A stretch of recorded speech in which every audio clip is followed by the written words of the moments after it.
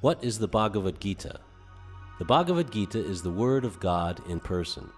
It is the divine conversation between a man called Arjuna and God himself in the human form, Lord Krishna.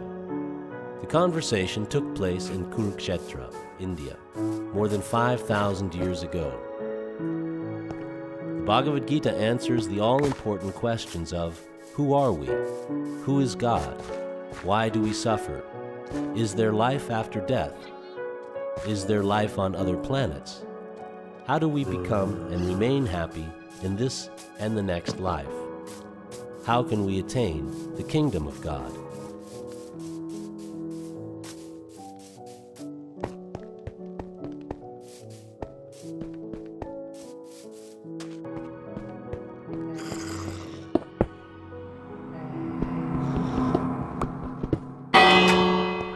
One may ask, what led to the great war on the battlefield of Kurukshetra, where the Bhagavad Gita was spoken? More than 5,000 years ago, the great king Vichitravirya passed away.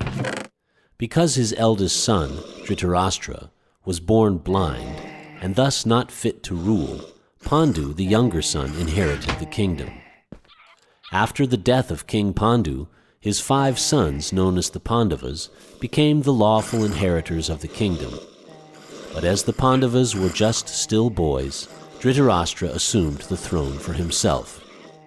Dhritarashtra had 100 sons, known as the Kauravas. When the Pandavas came of age and were ready to rule the kingdom, they did not want the entire kingdom for themselves, which was rightfully theirs. They were willing to share the kingdom with their cousins.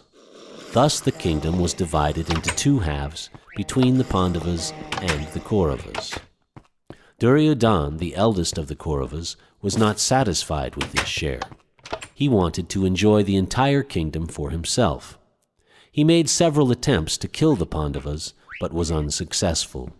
He then unlawfully took possession of the entire kingdom and forced the Pandavas into exile. The Pandavas then requested just 5 villages, 1 for each brother. To this Duryodhana replied he would not give them enough land to stick a pin into. Lord Krishna pleaded for a peaceful and non-violent resolution to the land dispute, but Duryodhana rejected him and declared war on the Pandavas. The big war of Mahabharata was thus inevitable. In preparation for the war, both Duryodhana and Arjuna approached Lord Krishna for help. Krishna, as God himself, would not turn away anyone who approaches him for help, be they good or wicked. Lord Krishna offered his entire army to one side, and himself as an advisor to the other side. Duryodhana snapped at Lord Krishna's army, and Arjuna was eager for the Lord himself as an advisor. Thus Lord Krishna became the advisor and charioteer to Arjuna. Arjuna faced a dilemma on the battlefield, whether to fight for his rights or run away from the war and let the wicked and evil sons of Dhritarashtra rule the kingdom.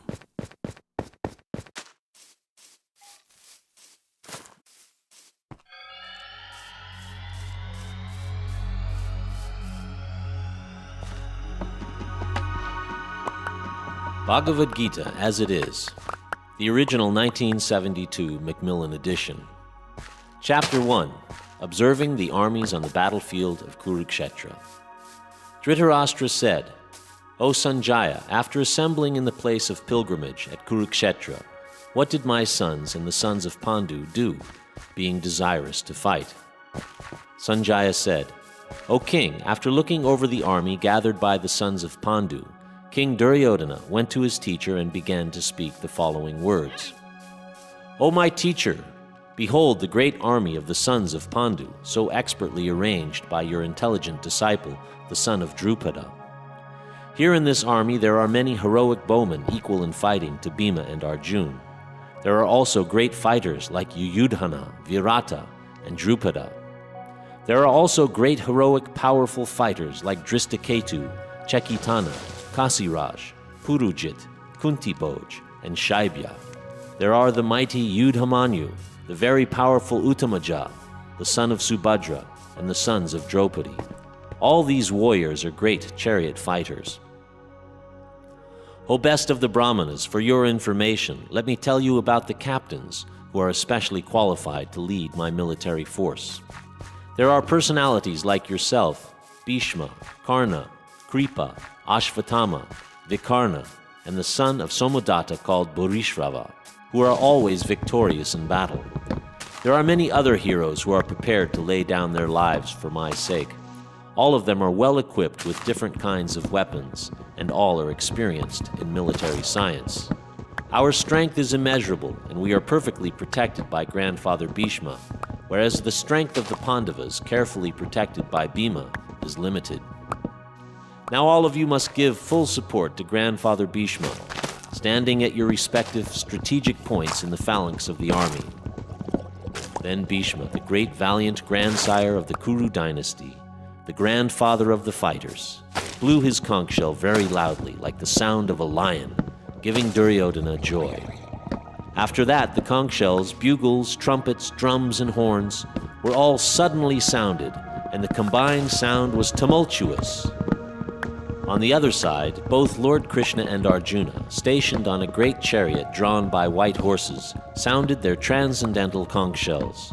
Then Lord Krishna blew his conch shell called Panchajanya, Arjuna blew his, the Devadatta, and Bhima, the voracious eater and performer of Herculean tasks, blew his terrific conch shell called Pundram.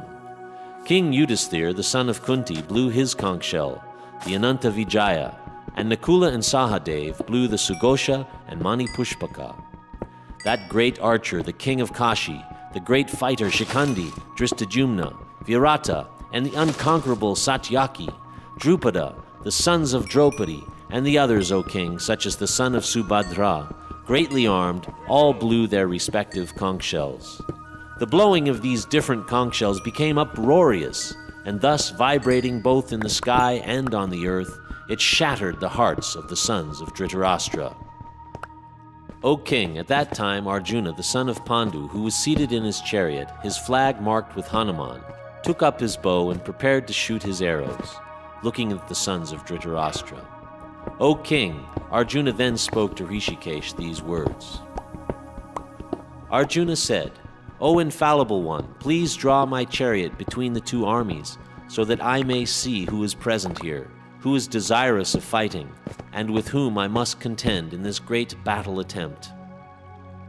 Let me see those who have come here to fight, wishing to please the evil-minded son of Dhritarashtra.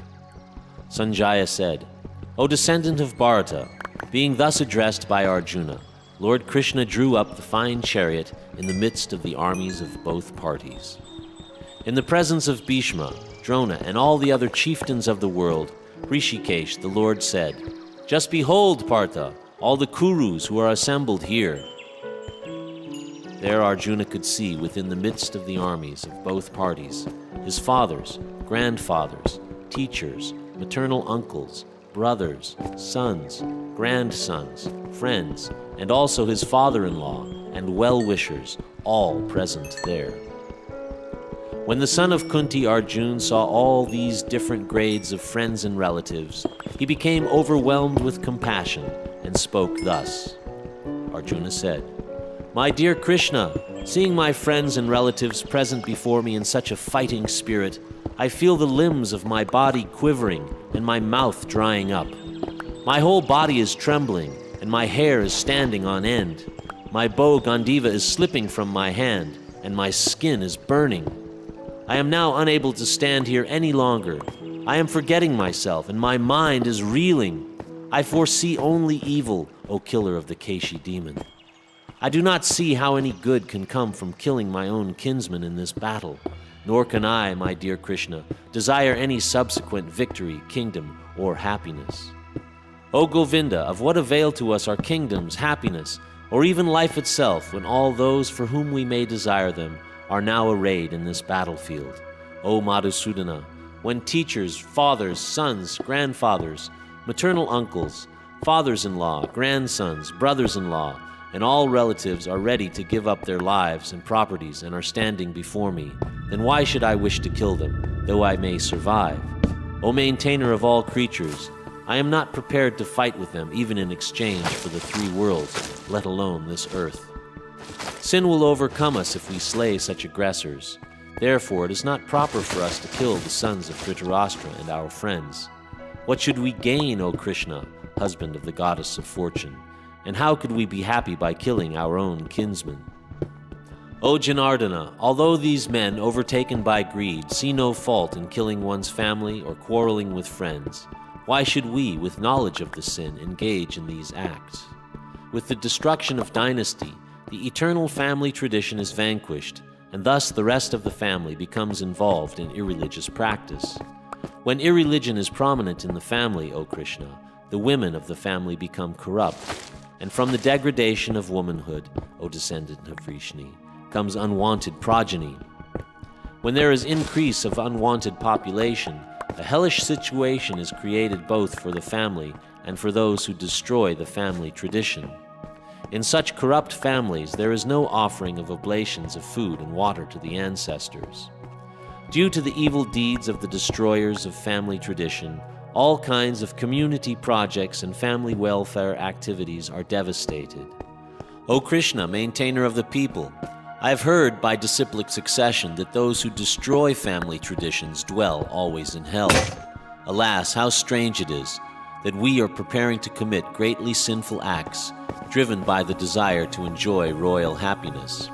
I would consider it better for the sons of Dhritarashtra to kill me unarmed and unresisting rather than fight with them. Sanjaya said, Arjuna, having thus spoken on the battlefield, cast aside his bow and arrows and sat down on the chariot, his mind overwhelmed with grief.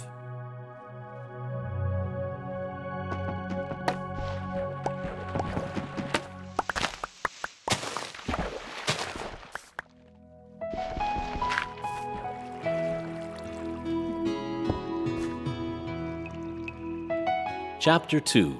Contents of the Gita Summarized. Sanjaya said, seeing Arjuna full of compassion and very sorrowful, his eyes brimming with tears, Madhusudana, Krishna, spoke the following words. The Supreme Person, Bhagavan, said, My dear Arjuna, how have these impurities come upon you? They are not at all befitting a man who knows the progressive values of life. They do not lead to higher planets, but to infamy. O son of Pritha, do not yield to this degrading impotence. It does not become you. Give up such petty weakness of heart, and arise, O chastiser of the enemy. Arjuna said, O killer of Madhu, Krishna, how can I counterattack with arrows in battle men like Bhishma and Drona, who are worthy of my worship? It is better to live in this world by begging than to live at the cost of the lives of great souls who are my teachers. Even though they are avaricious, they are nonetheless superiors. If they are killed, our spoils will be tainted with blood. Nor do we know which is better, conquering them or being conquered by them. The sons of Dhritarashtra, whom if we killed we should not care to live, are now standing before us on this battlefield. Now I am confused about my duty, and have lost all composure because of weakness. In this condition, I am asking you to tell me clearly what is best for me. Now I am your disciple, and a soul surrendered unto you. Please instruct me. I can find no means to drive away this grief, which is drying up my senses. I will not be able to destroy it, even if I win an unrivaled kingdom on the earth, with sovereignty like the demigods in heaven. Sanjaya said, having spoken thus, Arjuna, chastiser of the enemies, told Krishna, Govinda, I shall not fight, and fell silent. O descendant of Bharata, at that time Krishna, smiling, in the midst of both the armies, spoke the following words to the grief-stricken Arjuna. The blessed Lord said, While speaking learned words, you are mourning for what is not worthy of grief. Those who are wise lament neither for the living nor the dead. Never was there a time when I did not exist, nor you, nor all these kings, nor in the future shall any of us cease to be. As the embodied soul continually passes in this body from boyhood to youth to old age, the soul similarly passes into another body at death. The self-realized soul is not bewildered by such a change. O son of Kunti, the non-permanent appearance of happiness and distress and their disappearance in due course are like the appearance and disappearance of the winter and summer seasons. They arise from sense perception, O scion of Bharata, and one must learn to tolerate them without being disturbed.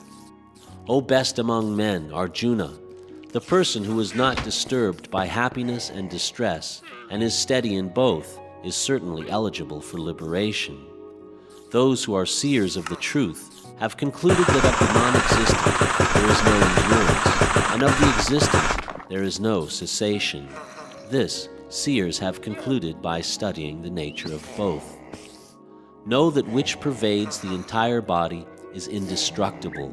No one is able to destroy the imperishable soul. Only the material body of the indestructible, immeasurable, and eternal living entity is subject to destruction. Therefore fight, O descendant of Bharata. He who thinks that the living entity is the slayer, or that he is slain, does not understand. One who is in knowledge knows that the self slays not, nor is slain. For the soul there is never birth nor death, nor having once been, does he ever cease to be. He is unborn, eternal, ever existing, undying and primeval. He is not slain when the body is slain. O Partha, how can a person who knows that the soul is indestructible, unborn, eternal, and immutable kill anyone or cause anyone to kill? As a person puts on new garments, giving up old ones, similarly the soul accepts new material bodies, giving up the old and useless ones. The soul can never be cut into pieces by any weapon, nor can he be burned by fire, nor moistened by water, nor withered by the wind. This individual soul is unbreakable and insoluble, and can neither be burned nor dried. He is everlasting, all-pervading, unchangeable, immovable, and eternally the same. It is said that the soul is invisible, inconceivable, immutable, and unchangeable. Knowing this, you should not grieve for the body. If, however, you think that the soul is perpetually born and always dies, still you have no reason to lament, O mighty armed. For one who has taken his birth, death is certain, and for one who is dead, birth is certain. Therefore, in the unavoidable discharge of your duty, you should not lament. All created beings are unmanifest in their beginning, manifest in their interim state, and unmanifest again when they are annihilated. So what need is there for lamentation? Some look on the soul as amazing, some describe him as amazing, and some hear of him as amazing, while others, even after hearing about him, cannot understand him at all. O descendant of Bharata, he who dwells in the body is eternal and can never be slain. Therefore, you need not grieve for any creature. Considering your specific duty as a Kshatriya, you should know that there is no better engagement for you than fighting on religious principles, and so there is no need for hesitation. O Partha, happy are the Kshatriyas to whom such fighting opportunities come unsought, opening for them the doors of the heavenly planets.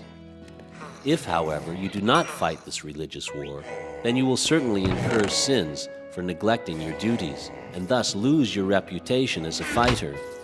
People will always speak of your infamy, and for one who has been honored, dishonor is worse than death. The great generals who have highly esteemed your name and fame will think that you have left the battlefield out of fear only, and thus they will consider you a coward.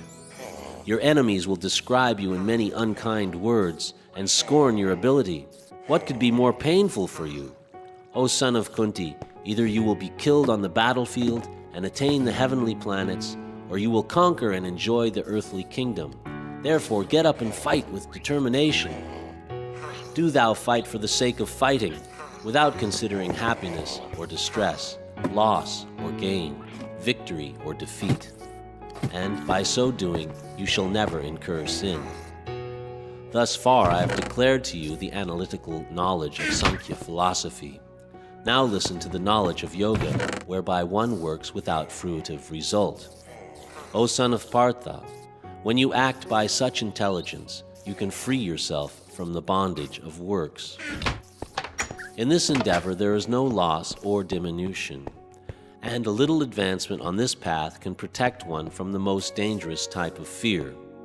Those who are on this path are resolute in purpose, and their aim is one. O beloved child of the Kurus, the intelligence of those who are irresolute is many-branched. Men of small knowledge are very much attached to the flowering words of the Vedas, which recommend various fruitive activities for elevation to heavenly planets, resultant good birth, power, and so forth. Being desirous of sense gratification and opulent life, they say that there is nothing more than this. In the minds of those who are too attached to sense enjoyment and material opulence, and who are bewildered by such things, the resolute determination of devotional service to the Supreme Lord does not take place. The Vedas mainly deal with the subject of the three modes of material nature. Rise above these modes, O Arjuna. Be transcendental to all of them. Be free from all dualities and from all anxieties for gain and safety, and be established in the self. All purposes that are served by the small pond can at once be served by the great reservoirs of water. Similarly, all purposes of the Vedas can be served to one who knows the purpose behind them. You have a right to perform your prescribed duty, but you are not entitled to the fruits of action. Never consider yourself to be the cause of the results of your activities, and never be attached to not doing your duty. Be steadfast in yoga, O Arjuna. Perform your duty and abandon all attachment to success or failure. Such evenness of mind is called yoga. O Dhananjaya, rid yourself of all fruitive activities by devotional service, and surrender fully to that consciousness.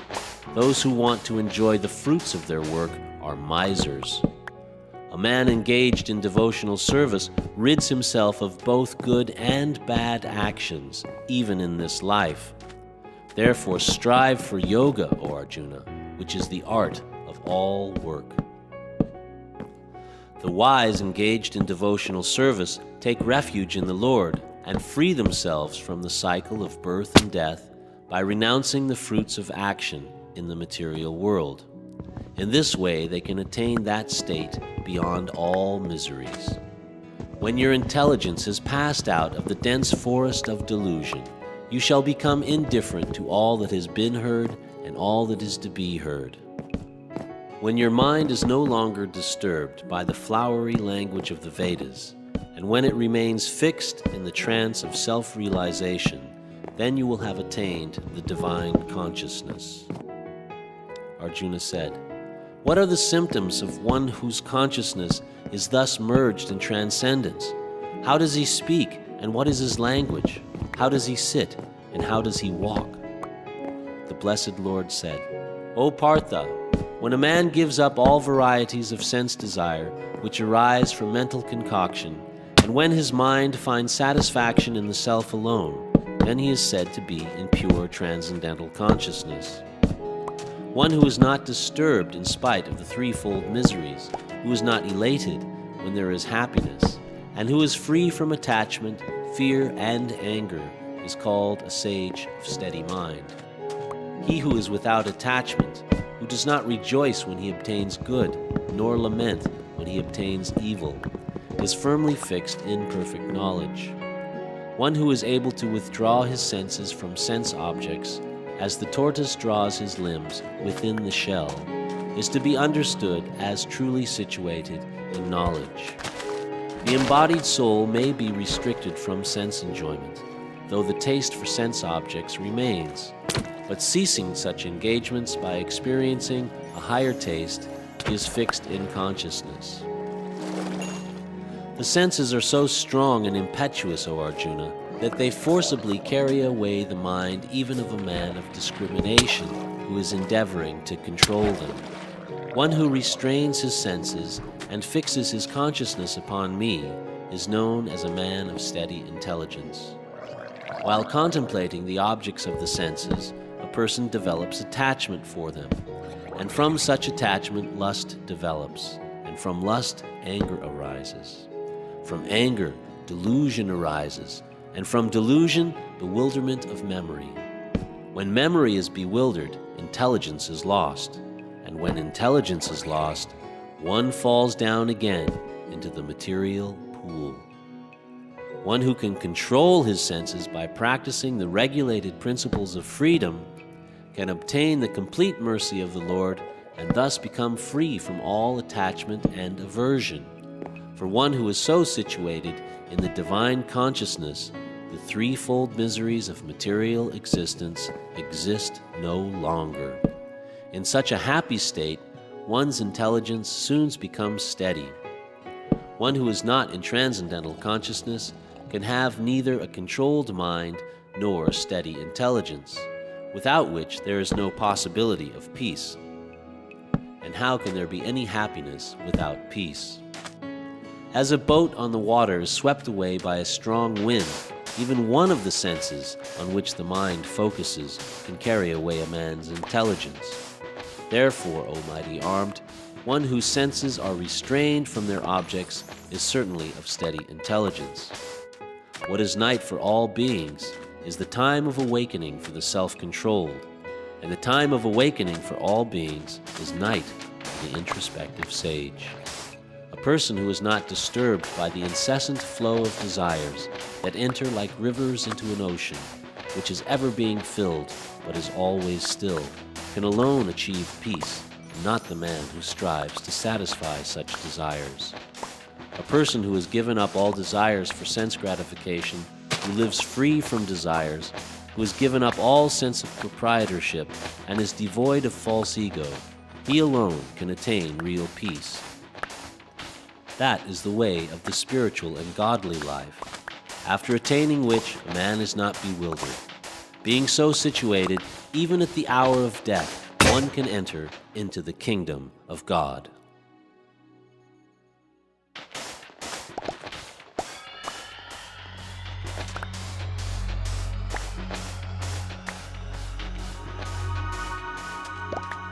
Chapter 3, Karma Yoga. Arjuna said, O Janardana, O Keshava, why do you urge me to engage in this ghastly warfare, if you think that intelligence is better than fruitive work? My intelligence is bewildered by your equivocal instructions. Therefore, please tell me decisively what is most beneficial for me. The Blessed Lord said, O sinless Arjuna, I have already explained that there are two classes of men who realize the self. Some are inclined to understand him by empirical philosophical speculation, and others are inclined to know him by devotional work. Not by merely abstaining from work can one achieve freedom from reaction, nor by renunciation alone can one attain perfection. All men are forced to act helplessly according to the impulses born of the modes of material nature. Therefore, no one can refrain from doing something, not even for a moment. One who restrains the senses and organs of action, but whose mind dwells on sense objects, certainly deludes himself and is called a pretender.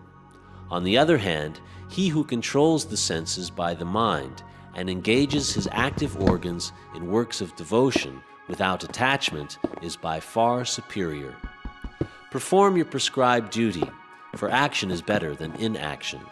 A man cannot even maintain his physical body without work. Work done as a sacrifice for Vishnu has to be performed. Otherwise, work binds one to this material world. Therefore, O son of Kunti, perform your prescribed duties for his satisfaction, and in that way you will always remain unattached and free from bondage. In the beginning of creation, the Lord of all creatures sent forth generations of men and demigods, along with sacrifices for Vishnu, and blessed them by saying, Be thou happy by this yajna, sacrifice, because its performance will bestow upon you all desirable things. The demigods, being pleased by sacrifices, will also please you. Thus, nourishing one another, there will reign general prosperity for all. In charge of the various necessities of life, the demigods, being satisfied by the performance of yajna, sacrifice, supply all necessities to man. But he who enjoys these gifts without offering them to the demigods in return is certainly a thief. The devotees of the Lord are released from all kinds of sins because they eat food which is offered first for sacrifice. Others who prepare food for personal sense enjoyment verily eat only sin. All living bodies subsist on food grains, which are produced from rain. Rains are produced by performance of yajna, sacrifice, and yajna is born of prescribed duties. Regulated activities are prescribed in the Vedas, and the Vedas are directly manifested from the Supreme Personality of Godhead. Consequently, the all-pervading transcendence is eternally situated in acts of sacrifice. My dear Arjuna, a man who does not follow this prescribed Vedic system of sacrifice certainly leads a life of sin. For a person delighting only in the senses lives in vain. One who is, however, taking pleasure in the self, who is illumined in the self, who rejoices in and is satisfied with the self only, fully satiated, for him there is no duty. A self-realized man has no purpose to fulfill in the discharge of his prescribed duties, nor has he any reason not to perform such work, nor has he any need to depend on any other living being. Therefore, without being attached to the fruits of activities, one should act as a matter of duty, for by working without attachment, one attains the supreme.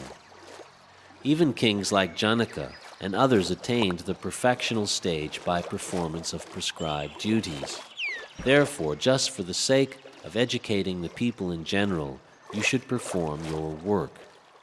Whatever action is performed by a great man, common men will follow in his footsteps, and whatever standards he sets by exemplary acts, all the world pursues. O son of Pritha, there is no work prescribed for me within all the 3 planetary systems, nor am I in want of anything, nor have I need to obtain anything, and yet I am engaged in work. For if I did not engage in work, O Partha, certainly all men would follow my path. If I should cease to work, then all these worlds would be put to ruination. I would also be the cause of creating unwanted population, and I would thereby destroy the peace of all sentient beings. As the ignorant perform their duties with attachment to results, similarly the learned may also act, but without attachment, for the sake of leading people on the right path. Let not the wise disrupt the minds of the ignorant who are attached to fruit of action. They should not be encouraged to refrain from work, but to engage in work in the spirit of devotion. The bewildered spirit soul, under the influence of the 3 modes of material nature, thinks himself to be the doer of activities, which are in actuality carried out by nature. One who is in knowledge of the absolute truth, O mighty armed, does not engage himself in the senses and sense gratification, knowing well the differences between work and devotion and work for fruitive results. Bewildered by the modes of material nature, the ignorant fully engage themselves in material activities and become attached, but the wise should not unsettle them, although these duties are inferior due to the performer's lack of knowledge. Therefore, O Arjuna, surrendering all your works unto me, with mind intent on me, and without desire for gain, and free from egoism and lethargy, fight. One who executes his duties according to my injunctions, and who follows this teaching faithfully, without envy, becomes free from the bondage of fruitive actions. But those who out of envy disregard these teachings and do not practice them regularly are to be considered bereft of all knowledge, befooled, and doomed to ignorance and bondage. Even a man of knowledge acts according to his own nature, for everyone follows his nature. What can the impression accomplish? Attraction and compulsion for sense objects are felt by the embodied beings, but one should not fall under the control of senses and sense objects, because they are stumbling blocks on the path of self-realization. It is far better to discharge one's prescribed duties, even though they may be faulty, than another's duties. Destruction in the course of performing one's own duty is better than engaging in another's duties, for to follow another's path is dangerous. Arjuna said, O descendant of Vrishni, by what is one impelled to sinful acts, even unwillingly, as if engaged by force? The blessed Lord said, It is lust only, Arjuna, which is born of contact with the material modes of passion and later transformed into wrath, and which is the all-devouring, sinful enemy of this world. As fire is covered by smoke, as a mirror is covered by dust, or as the embryo is covered by the womb, similarly, the living entity is covered by different degrees of this lust. Thus, a man's pure consciousness is covered by his eternal enemy in the form of lust, which is never satisfied, and which burns like fire. The senses, the mind, and the intelligence are the sitting places of this lust, which veils the real knowledge of the living entity and bewilders him. Therefore, O Arjuna, best of the Bharatas, in the very beginning curb this great symbol of sin, lust, by regulating the senses, and slay this destroyer of knowledge and self-realization. The working senses are superior to dull matter. Mind is higher than the senses, intelligence is still higher than the mind, and he, the soul, is even higher than the intelligence. Thus, knowing oneself to be transcendental to material senses, mind, and intelligence, one should control the lower self by the higher self, and thus, by spiritual strength, conquer this insatiable enemy known as lust.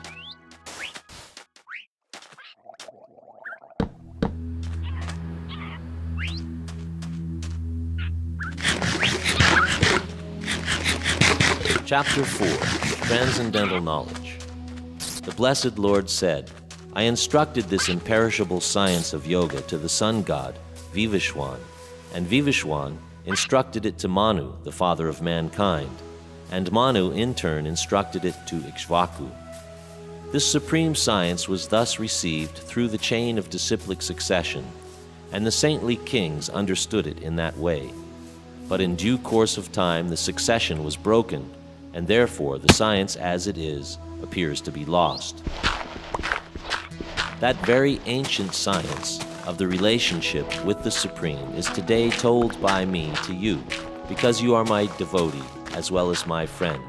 Therefore you can understand the transcendental mystery of this science. Arjuna said, the sun god Vivishwan is senior by birth to you. How am I to understand that in the beginning you instructed this science to him? The Blessed Lord said, many, many births both you and I have passed. I can remember all of them, but you cannot, O subduer of the enemy. Although I am unborn and my transcendental body never deteriorates, and although I am the Lord of all sentient beings, I still appear in every millennium in my original transcendental form. Whenever and wherever there is a decline in religious practice, O descendant of Bharata, and a predominant rise of irreligion, at that time I descend myself. In order to deliver the pious and to annihilate the miscreants, as well as to re-establish the principles of religion, I advent myself millennium after millennium. One who knows the transcendental nature of my appearance and activities does not, upon leaving the body, take his birth again in this material world, but attains my eternal abode, O Arjuna. Being freed from attachment, fear, and anger, being fully absorbed in me, and taking refuge in me, many, many persons in the past became purified by knowledge of me, and thus they all attained transcendental love for me. All of them, as they surrender unto me, I reward accordingly. Everyone follows my path in all respects, O son of Buddha. Men in this world desire success and fruitive activities, and therefore they worship the demigods. Quickly, of course, men get results from fruit of work in this world. According to the three modes of material nature and the work ascribed to them, the four divisions of human society were created by me. And although I am the creator of this system, you should know that I am yet the non-doer, being unchangeable. There is no work that affects me, nor do I aspire for the fruits of action. One who understands this truth about me also does not become entangled in the fruit of reactions of work. All the liberated souls in ancient times acted with this understanding, and so attained liberation. Therefore, as the ancients, you should perform your duty in this divine consciousness. Even the intelligent are bewildered in determining what is action and what is inaction.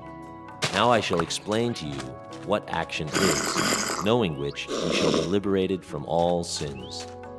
The intricacies of action are very hard to understand. Therefore, one should know properly what action is, what forbidden action is, and what inaction is.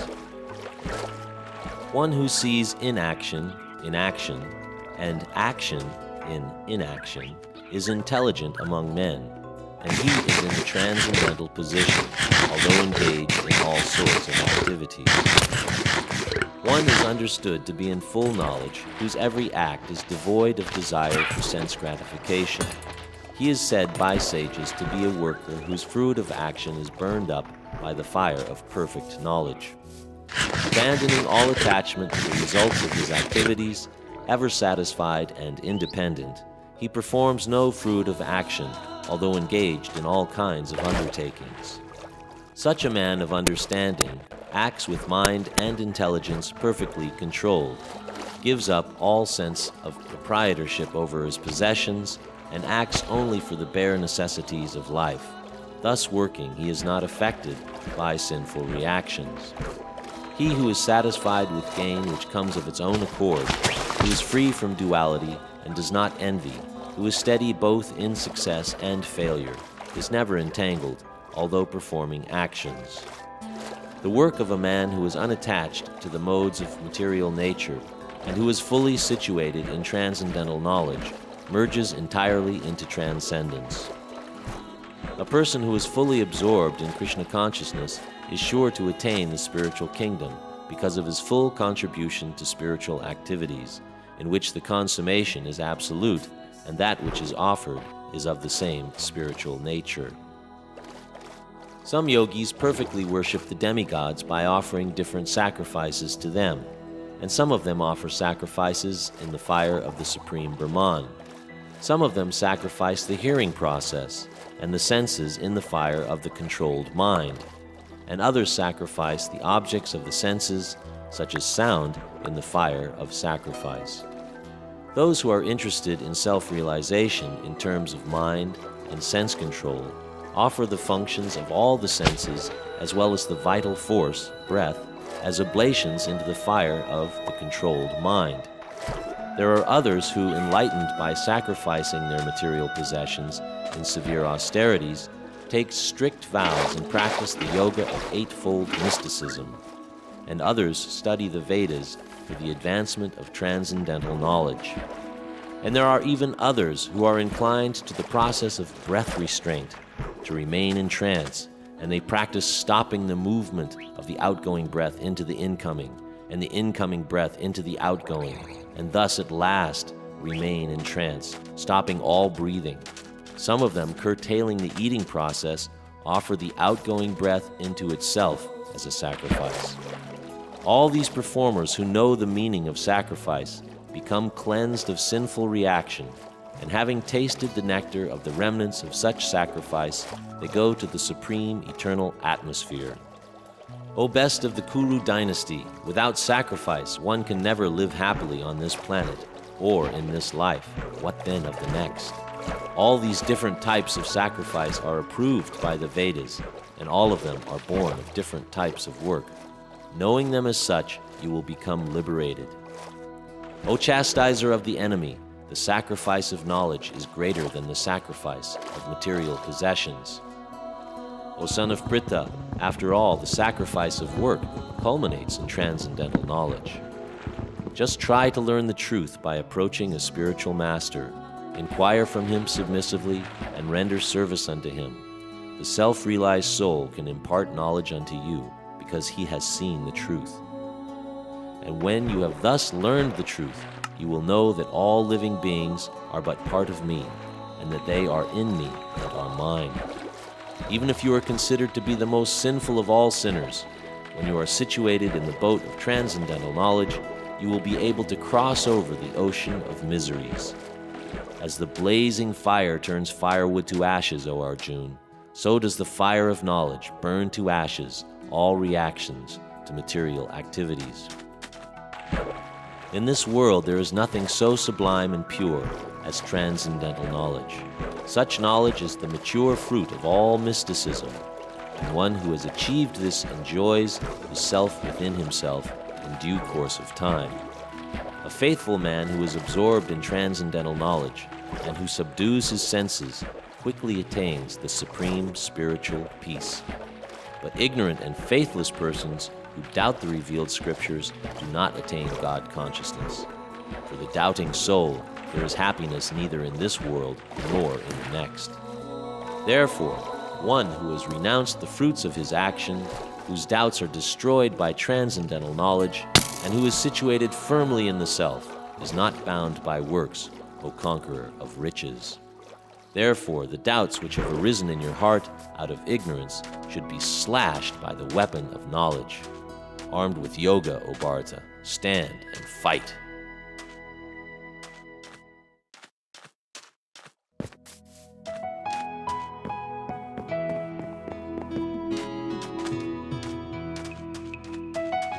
Chapter 5, Karma Yoga, Action in Krishna Consciousness. Arjuna said, O Krishna, first of all you ask me to renounce work, and then again you recommend work with devotion. Now will you kindly tell me, definitely, which of the two is more beneficial?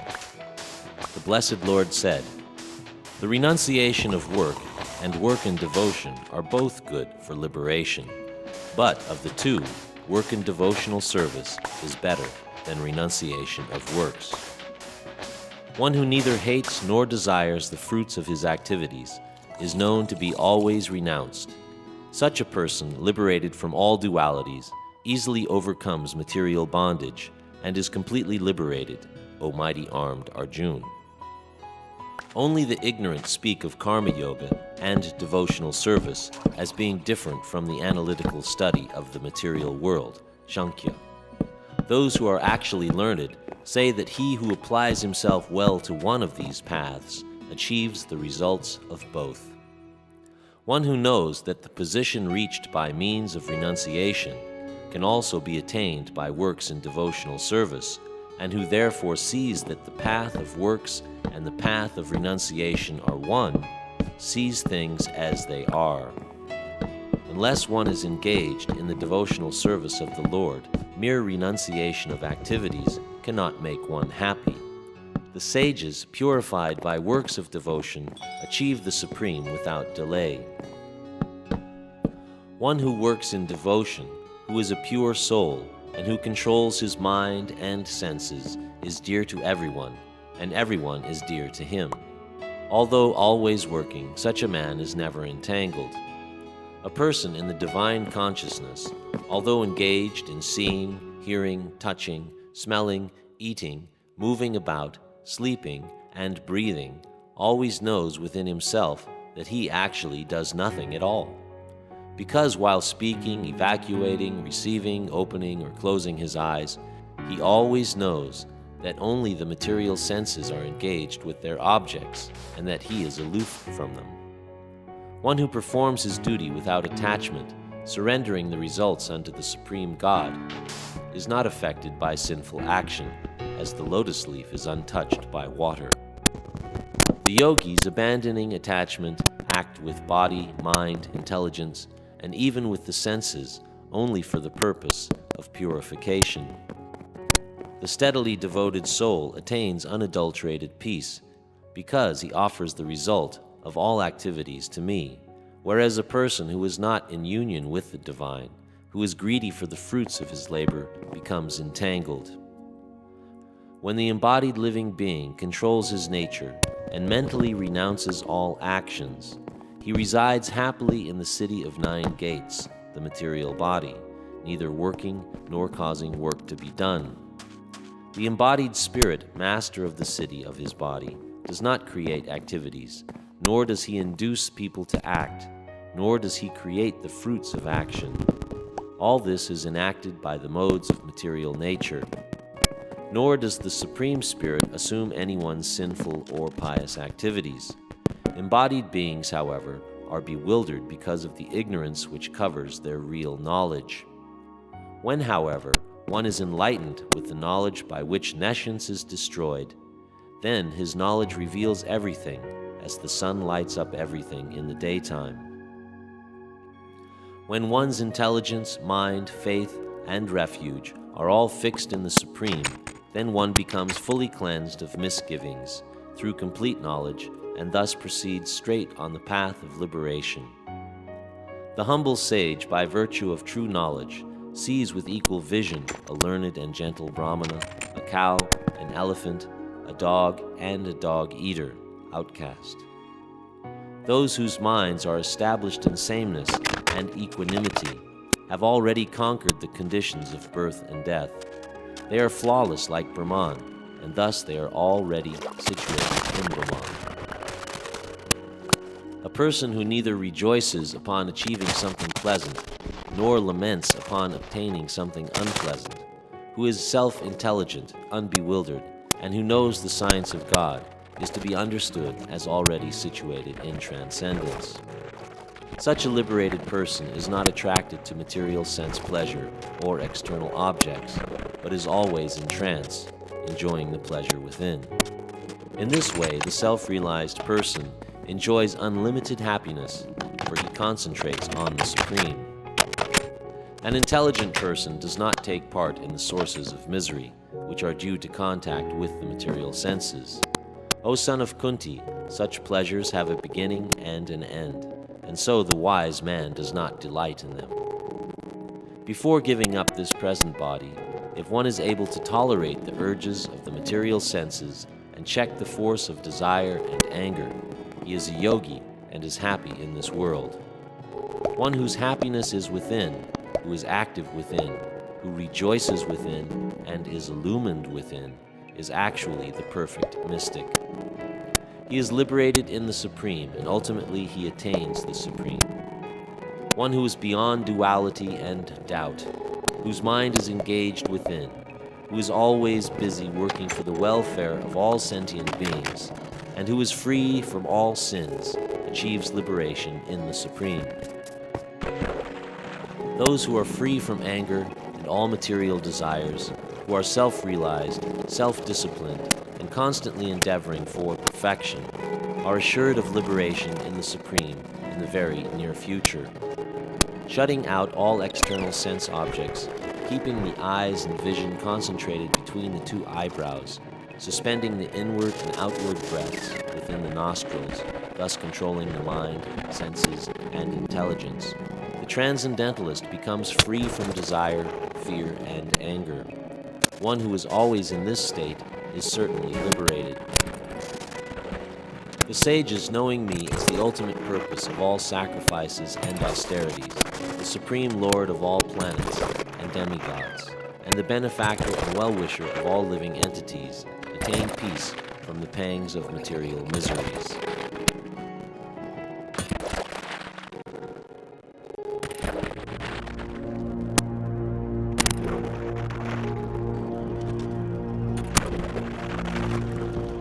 Chapter 6, Sankhya Yoga. The Blessed Lord said, "One who is unattached to the fruits of his work, and who works as he is obligated, is in the renounced order of life, and he is the true mystic, not he who lights no fire and performs no work." What is called renunciation is the same as yoga, or linking oneself with the Supreme, for no one can become a yogi unless he renounces the desire for sense gratification. For one who is a neophyte in the Eightfold Yoga system, work is said to be the means. And for one who has already attained to yoga, cessation of all material activities is said to be the means. A person is said to have attained to yoga when, having renounced all material desires, he neither acts for sense gratification nor engages in fruitive activities. A man must elevate himself by his own mind and not degrade himself. The mind is the friend of the conditioned soul and his enemy as well. For him who has conquered the mind is the best of friends, but for one who has failed to do so, his very mind will be the greatest enemy. For one who has conquered the mind, the supersoul is already reached, for he has attained tranquility. To such a man, happiness and distress, heat and cold, honor and dishonor are all the same. A person is said to be established in self-realization and is called a yogi or mystic when he is fully satisfied by virtue of acquired knowledge and realization. Such a person is situated in transcendence and is self-controlled. He sees everything, whether it be pebbles, stones, or gold, as the same.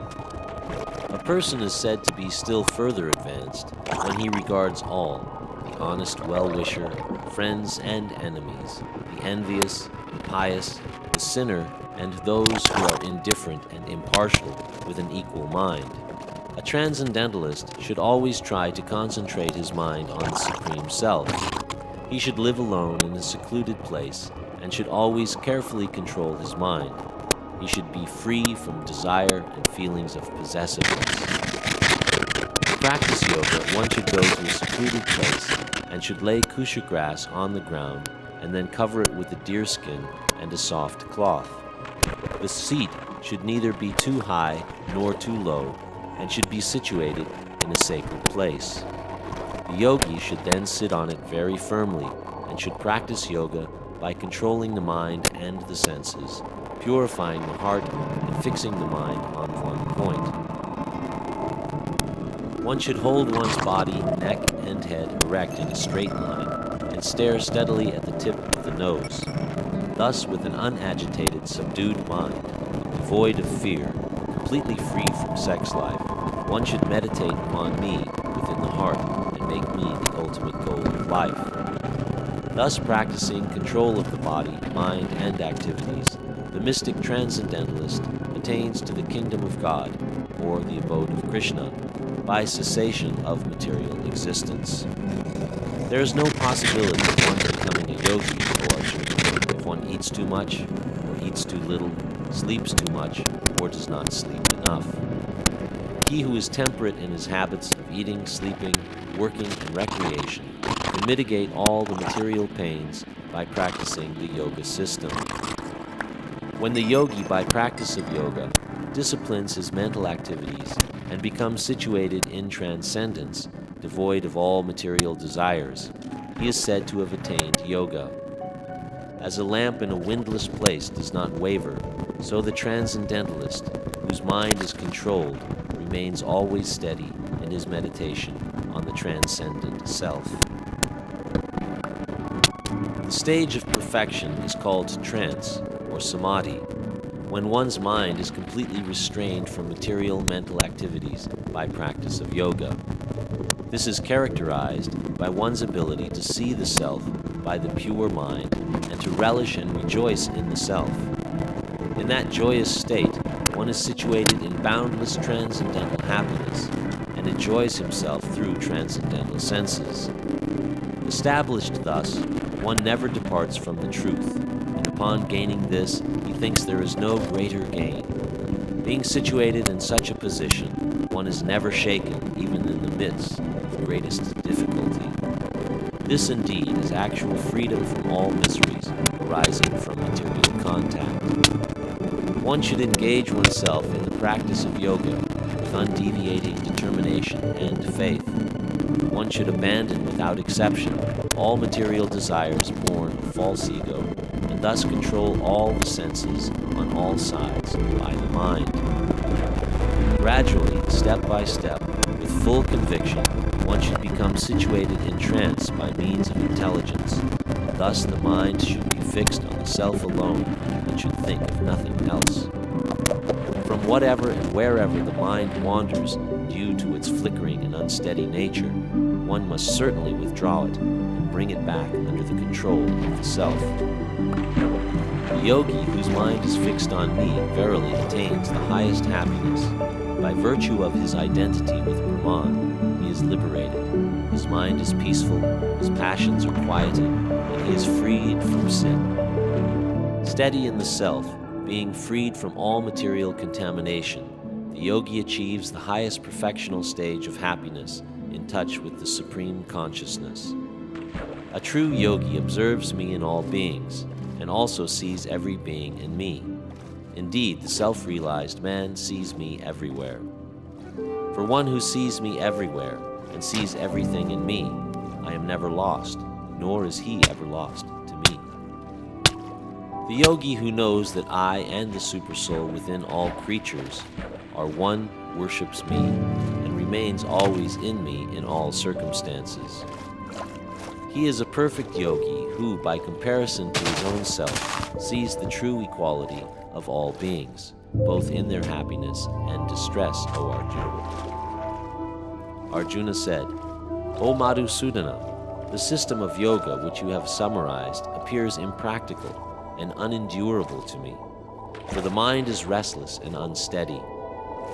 For the mind is restless, turbulent, obstinate, and very strong, O Krishna, and to subdue it, it seems to me, more difficult than controlling the wind. The Blessed Lord said, O mighty armed son of Kunti, it is undoubtedly very difficult to curb the restless mind, but it is possible by constant practice and by detachment. For one whose mind is unbridled, self-realization is difficult work, but he whose mind is controlled and who strives by right means is assured of success. That is my opinion. Arjuna said, What is the destination of the man of faith who does not persevere, who in the beginning takes to the process of self-realization, but who later desists due to worldly mindedness, and thus does not attain perfection in mysticism? O mighty armed Krishna, does not such a man, being deviated from the path of transcendence, perish like a riven cloud with no position in any sphere? This is my doubt, O Krishna, and I ask you to dispel it completely. But for yourself, no one is to be found who can destroy this doubt. The Blessed Lord said, Son of Pritha, a transcendentalist engaged in auspicious activities does not meet with destruction either in this world or in the spiritual world. One who does good, my friend, is never overcome by evil. The unsuccessful yogi, after many, many years of enjoyment on the planets of the pious living entities, is born into a family of righteous people, or into a family of rich aristocracy. Or he takes his birth in a family of transcendentalists, who are surely great in wisdom. Verily, such a birth is rare in this world.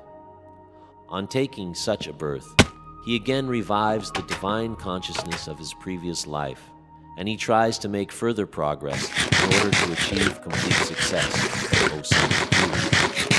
By virtue of the divine consciousness of his previous life, he automatically becomes attracted to the yogic principles, even without seeking them. Such an inquisitive transcendentalist, striving for yoga, stands always above the ritualistic principles of the scriptures. But when the yogi engages himself with sincere endeavor in making further progress, being washed of all contaminations, then ultimately, after many, many births of practice, he attains the supreme goal. A yogi is greater than the ascetic, greater than the empiricist, and greater than the fruitive worker. Therefore, O Arjuna, in all circumstances be a yogi. And of all yogis, he who always abides in me with great faith, worshiping me in transcendental loving service, is most intimately united with me in yoga, and is the highest of all.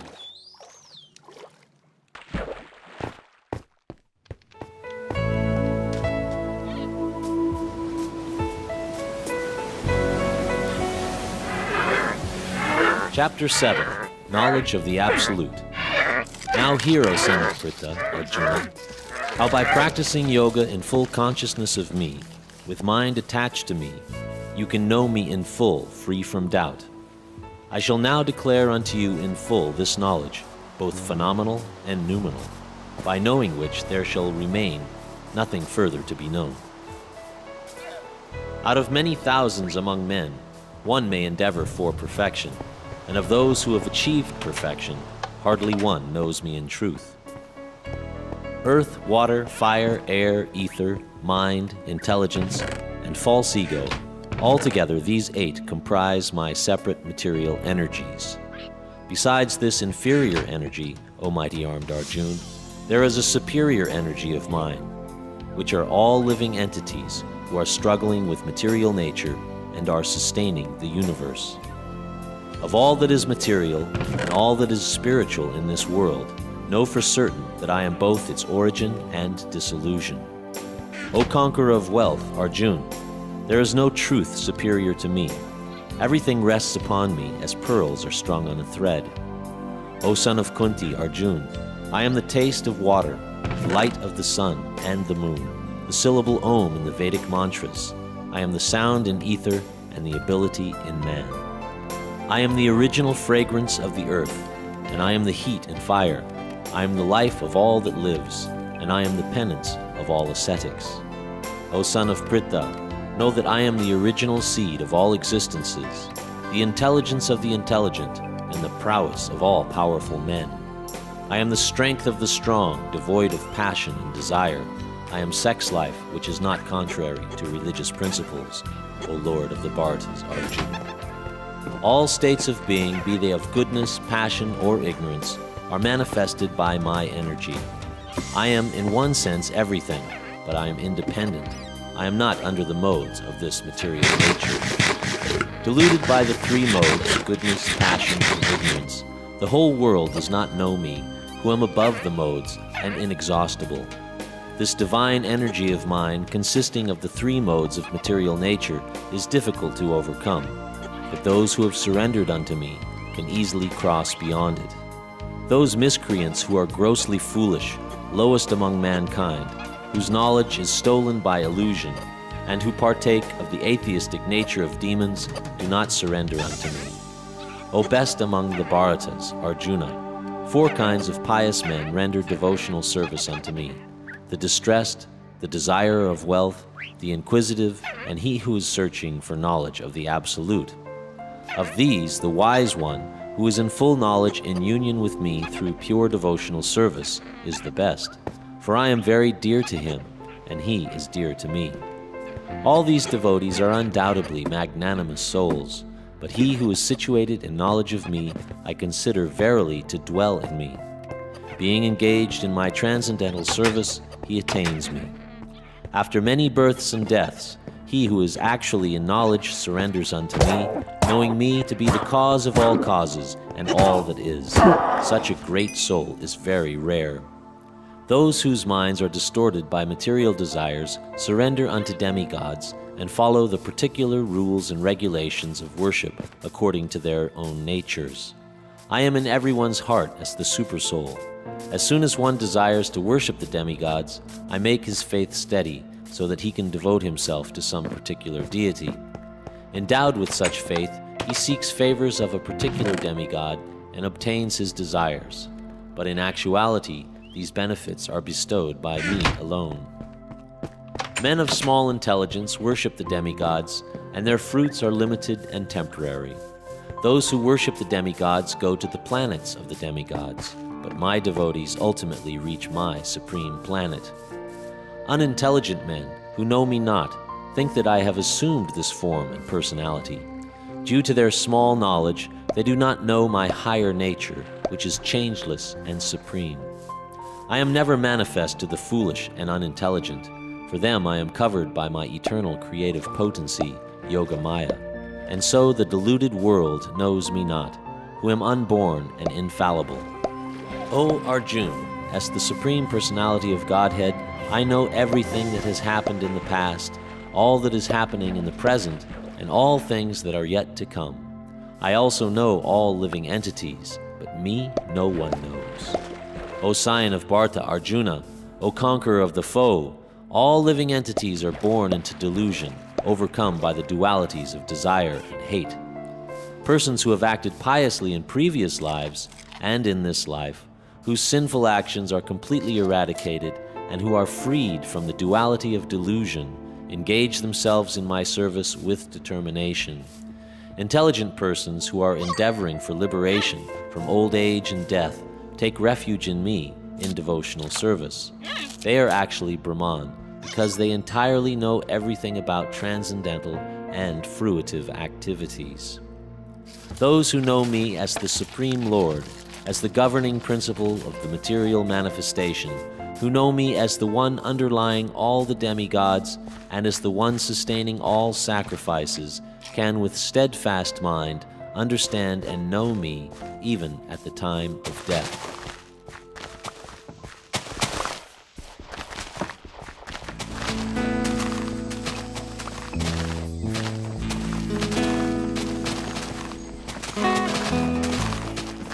Chapter 8, Attaining the Supreme.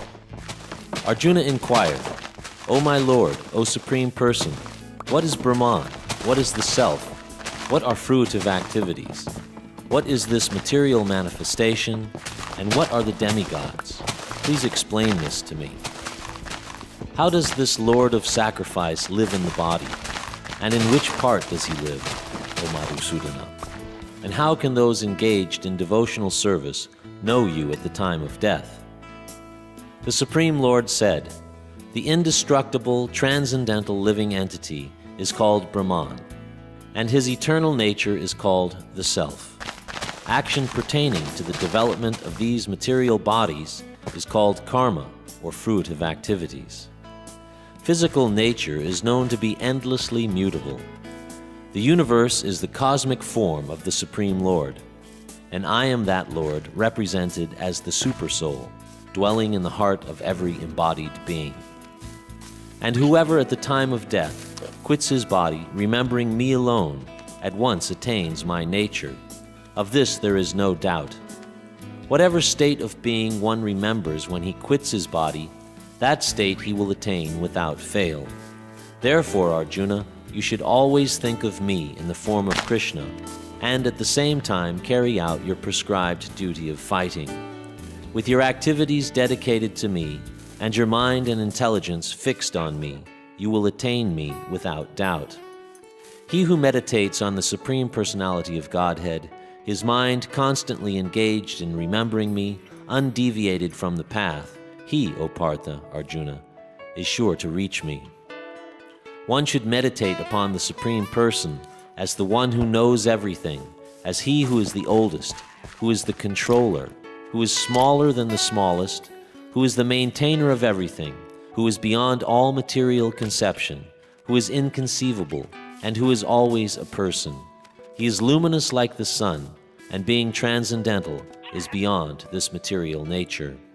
One who at the time of death fixes his life air between the eyebrows and in full devotion engages himself in remembering the Supreme Lord will certainly attain to the Supreme Personality of Godhead.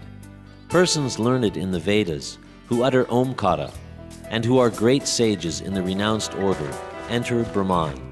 Desiring such perfection, one practices celibacy. I shall now explain to you this process by which one may attain salvation. The yogic situation is that of detachment from all sensual engagements. Closing all the doors of the senses and fixing the mind on the heart and the life air at the top of the head, one establishes himself in yoga. After being situated in this yoga practice and vibrating the sacred syllable Om, the supreme combination of letters, if one thinks of the Supreme Personality of Godhead and quits his body, he will certainly reach the spiritual planets. For one who remembers me without deviation, I am easy to obtain, O son of Pritha, because of his constant engagement in devotional service. After attaining me, the great souls who are yogis in devotion never return to this temporary world, which is full of miseries, because they have attained the highest perfection. From the highest planet in the material world down to the lowest, all are places of misery, wherein repeated birth and death take place. But one who attains to my abode, O son of Kunti, never takes birth again. By human calculation, 1,000 ages taken together is the duration of Brahma's one day, and such also is the duration of his night. When Brahma's day is manifest, this multitude of living entities comes into being, and at the arrival of Brahma's night, they are all annihilated. Again and again the day comes, and this host of beings is active, and again the night falls, O Partha, and they are helplessly dissolved. Yet there is another nature, which is eternal, and is transcendental to this manifested and unmanifested matter. It is supreme and never annihilated. When all this world is annihilated, that part remains as it is. That supreme abode is called unmanifested and infallible. It is the supreme destination. When one goes there, he never comes back. That is my supreme abode. The Supreme Personality of Godhead, who is greater than all, is attainable by unalloyed devotion. Although he is present in his abode, he is all-pervading, and everything is situated within him. O best of the Bharatas, I shall now explain to you the different times at which, passing away from this world, one does or does not come back.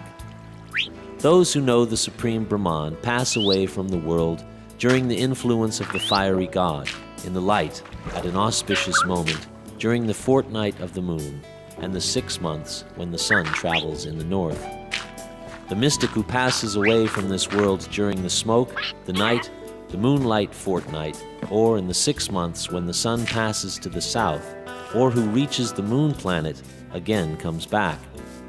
According to the Vedas, there are 2 ways of passing from this world, one in light and one in darkness.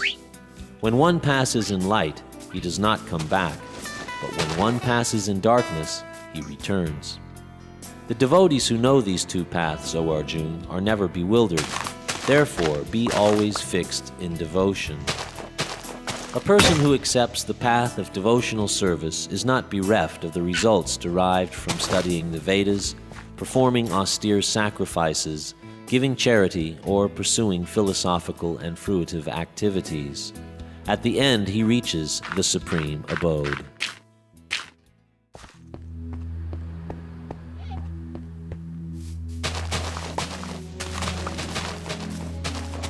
Chapter 9. The Most Confidential Knowledge. The Supreme Lord said, My dear Arjuna, because you are never envious of me, I shall impart to you this most secret wisdom, knowing which you shall be relieved of all the miseries of material existence.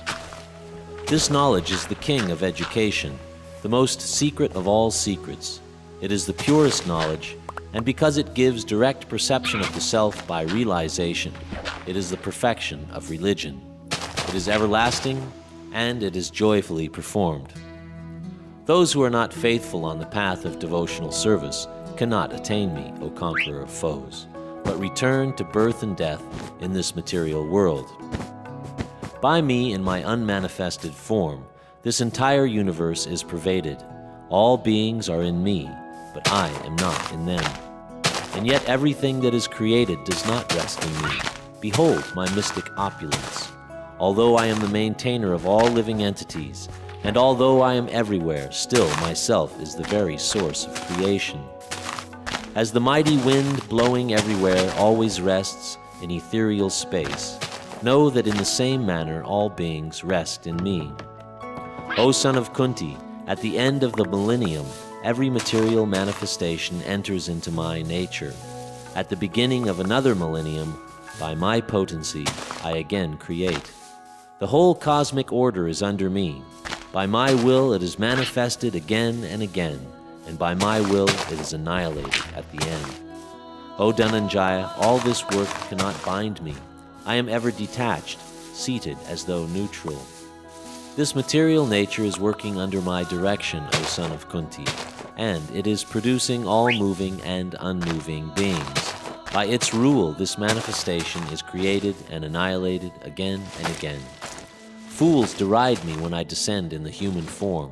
They do not know my transcendental nature and my supreme dominion over all that be. Those who are thus bewildered are attracted by demoniac and atheistic views. In that deluded condition, their hopes for liberation, their fruitive activities, and their culture of knowledge are all defeated. O son of Pritha, those who are not deluded, the great souls, are under the protection of the divine nature. They are fully engaged in devotional service because they know me as the Supreme Personality of Godhead, original and inexhaustible. Always chanting my glories, endeavoring with great determination, bowing down before me, these great souls perpetually worship me with devotion. Others who are engaged in the cultivation of knowledge worship the Supreme Lord as the one without second, diverse in many and in the universal form. But it is I who am the ritual, I the sacrifice, the offering to the ancestors, the healing herb, the transcendental chant. I am the butter and the fire and the offering. I am the father of this universe, the mother, the support, and the grandsire. I am the object of knowledge, the purifier and the syllable Om. I am also the Rig, the Sama, and the Yajur Vedas. I am the goal, the sustainer, the master, the witness, the abode, the refuge, and the most dear friend. I am the creation and the annihilation, the basis of everything, the resting place, and the eternal seed. O Arjuna, I control heat, the rain, and the drought. I am immortality, and I am also death personified. Both being and non-being are in me. Those who study the Vedas and drink the Soma juice, seeking the heavenly planets, worship me indirectly. They take birth on the planet of Indra, where they enjoy godly delights. When they have thus enjoyed heavenly sense pleasure, they return to this mortal planet again. Thus, through the Vedic principles, they achieve only flickering happiness. But those who worship me with devotion, meditating on my transcendental form, to them I carry what they lack and preserve what they have. Whatever a man may sacrifice to other gods, O son of Kunti, is really meant for me alone, but it is offered without true understanding. I am the only enjoyer and the only object of sacrifice. Those who do not recognize my true transcendental nature fall down. Those who worship the demigods will take birth among the demigods. Those who worship ghosts and spirits will take birth among such beings. Those who worship the ancestors go to the ancestors, and those who worship me will live with me. If one offers me with love and devotion a leaf, a flower, fruit, or water, I will accept it. O son of Kunti, all that you do, all that you eat, all that you offer and give away, as well as all austerities that you may perform, should be done as an offering unto me. In this way you will be freed from all reactions to good and evil deeds, and by this principle of renunciation you will be liberated and come to me. I envy no one, nor am I partial to anyone. I am equal to all, but whoever renders service unto me in devotion is a friend, is in me, and I am also a friend to him. Even if one commits the most abominable actions, if he is engaged in devotional service, he is to be considered saintly because he is properly situated. He quickly becomes righteous and attains lasting peace. O son of Kunti, declare it boldly that my devotee never perishes. O son of Pritha, those who take shelter in me, though they be of lower birth, women, Vaishyas, merchants, as well as Sudras, workers, can approach the supreme destination. How much greater then are the Brahmanas, the righteous, the devotees and saintly kings, who in this temporary miserable world engage in loving service unto me. Engage your mind always in thinking of me, offer obeisances and worship me. Being completely absorbed in me, surely you will come to me.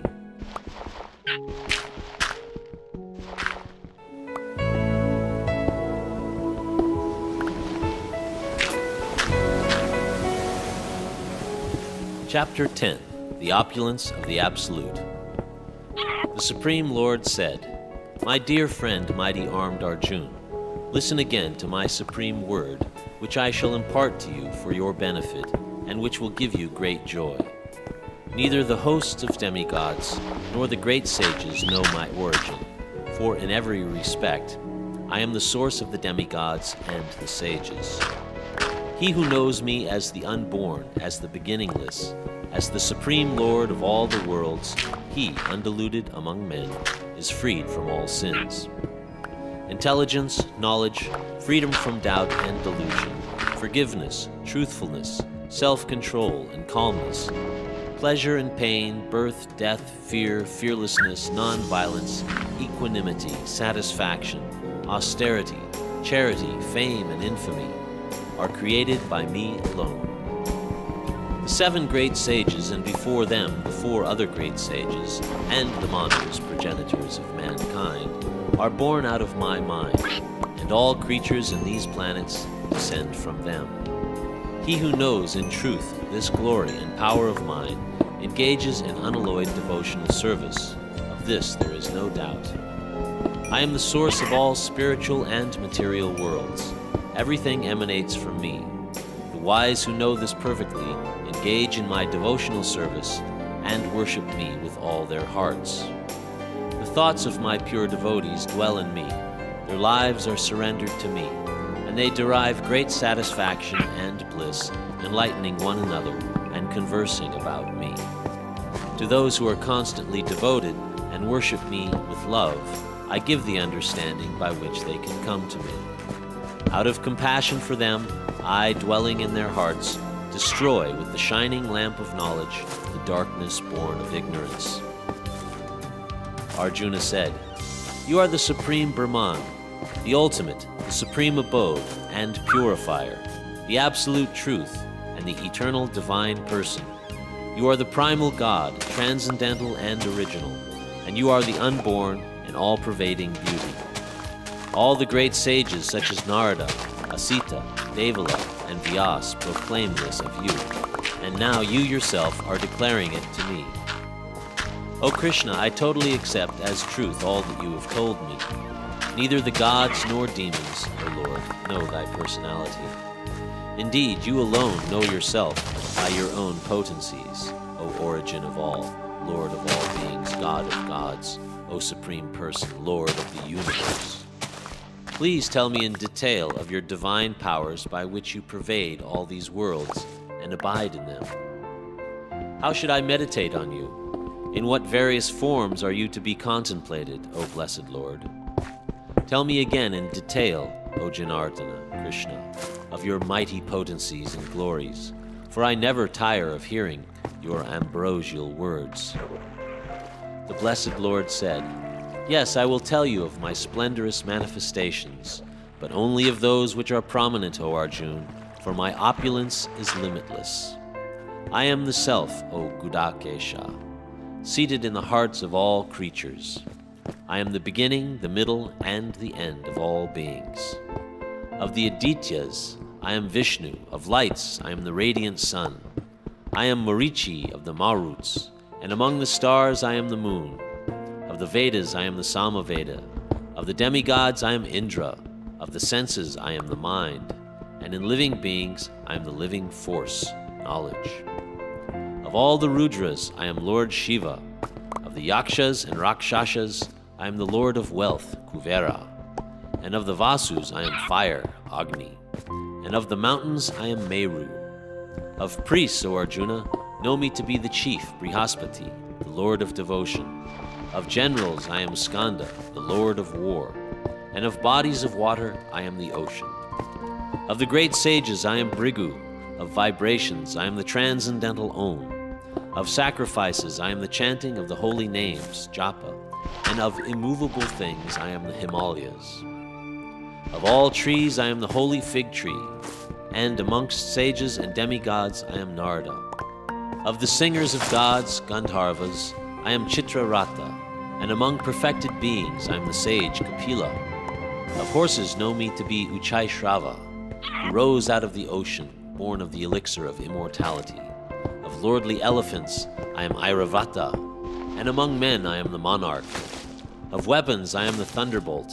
Among cows, I am the Surabi, giver of abundant milk. Of procreators, I am Kandarpa, the god of love. and of serpents I am Vasuki, the chief. Of celestial Naga snakes I am Ananta.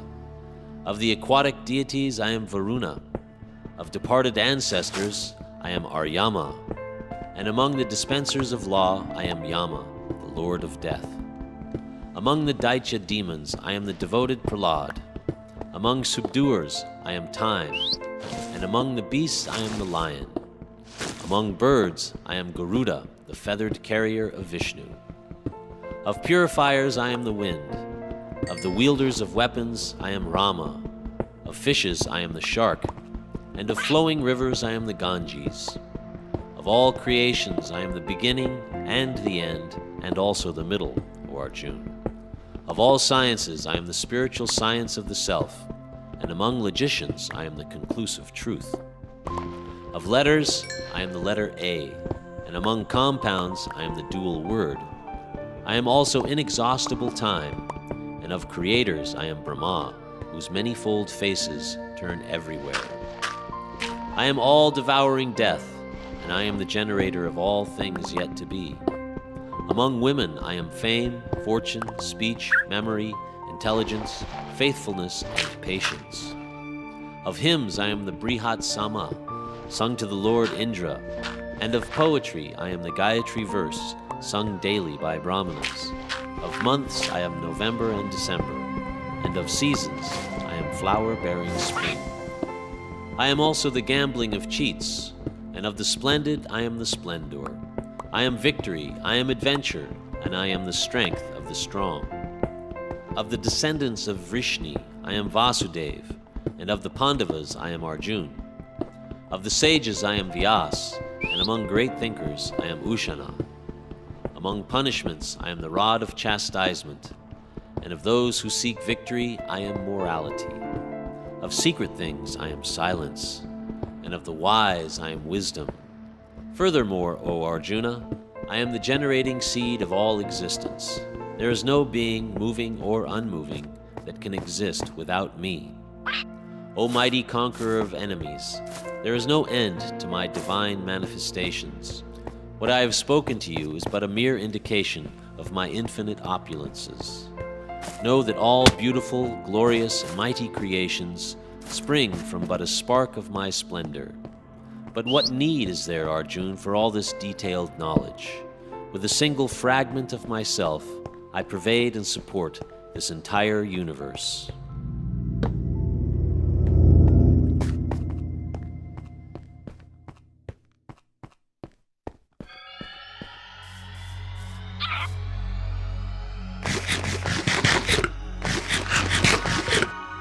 Chapter 11, The Universal Form. Arjuna said, I have heard your instruction on confidential spiritual matters, which you have so kindly delivered unto me, and my illusion is now dispelled.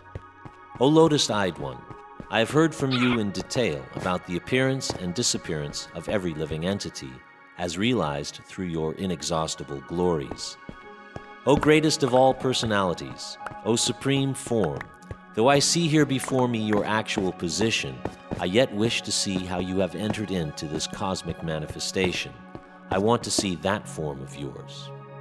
If you think that I am able to behold your cosmic form, O my Lord, O Master of all mystic power, then kindly show me that universal self. The Blessed Lord said, My dear Arjuna, O son of Pritha, behold now my opulence, hundreds of thousands of varied divine forms, multicolored like the sea. O best of the Bhartas, see here the different manifestations of Adityas, Rudras, and all the demigods. Behold the many things which no one has ever seen or heard before. Whatever you wish to see can be seen all at once in this body. This universal form can show you all that you now desire, as well as whatever you may desire in the future. Everything is here completely. But you cannot see me with your present eyes. Therefore I give you divine eyes, by which you can behold my mystic opulence.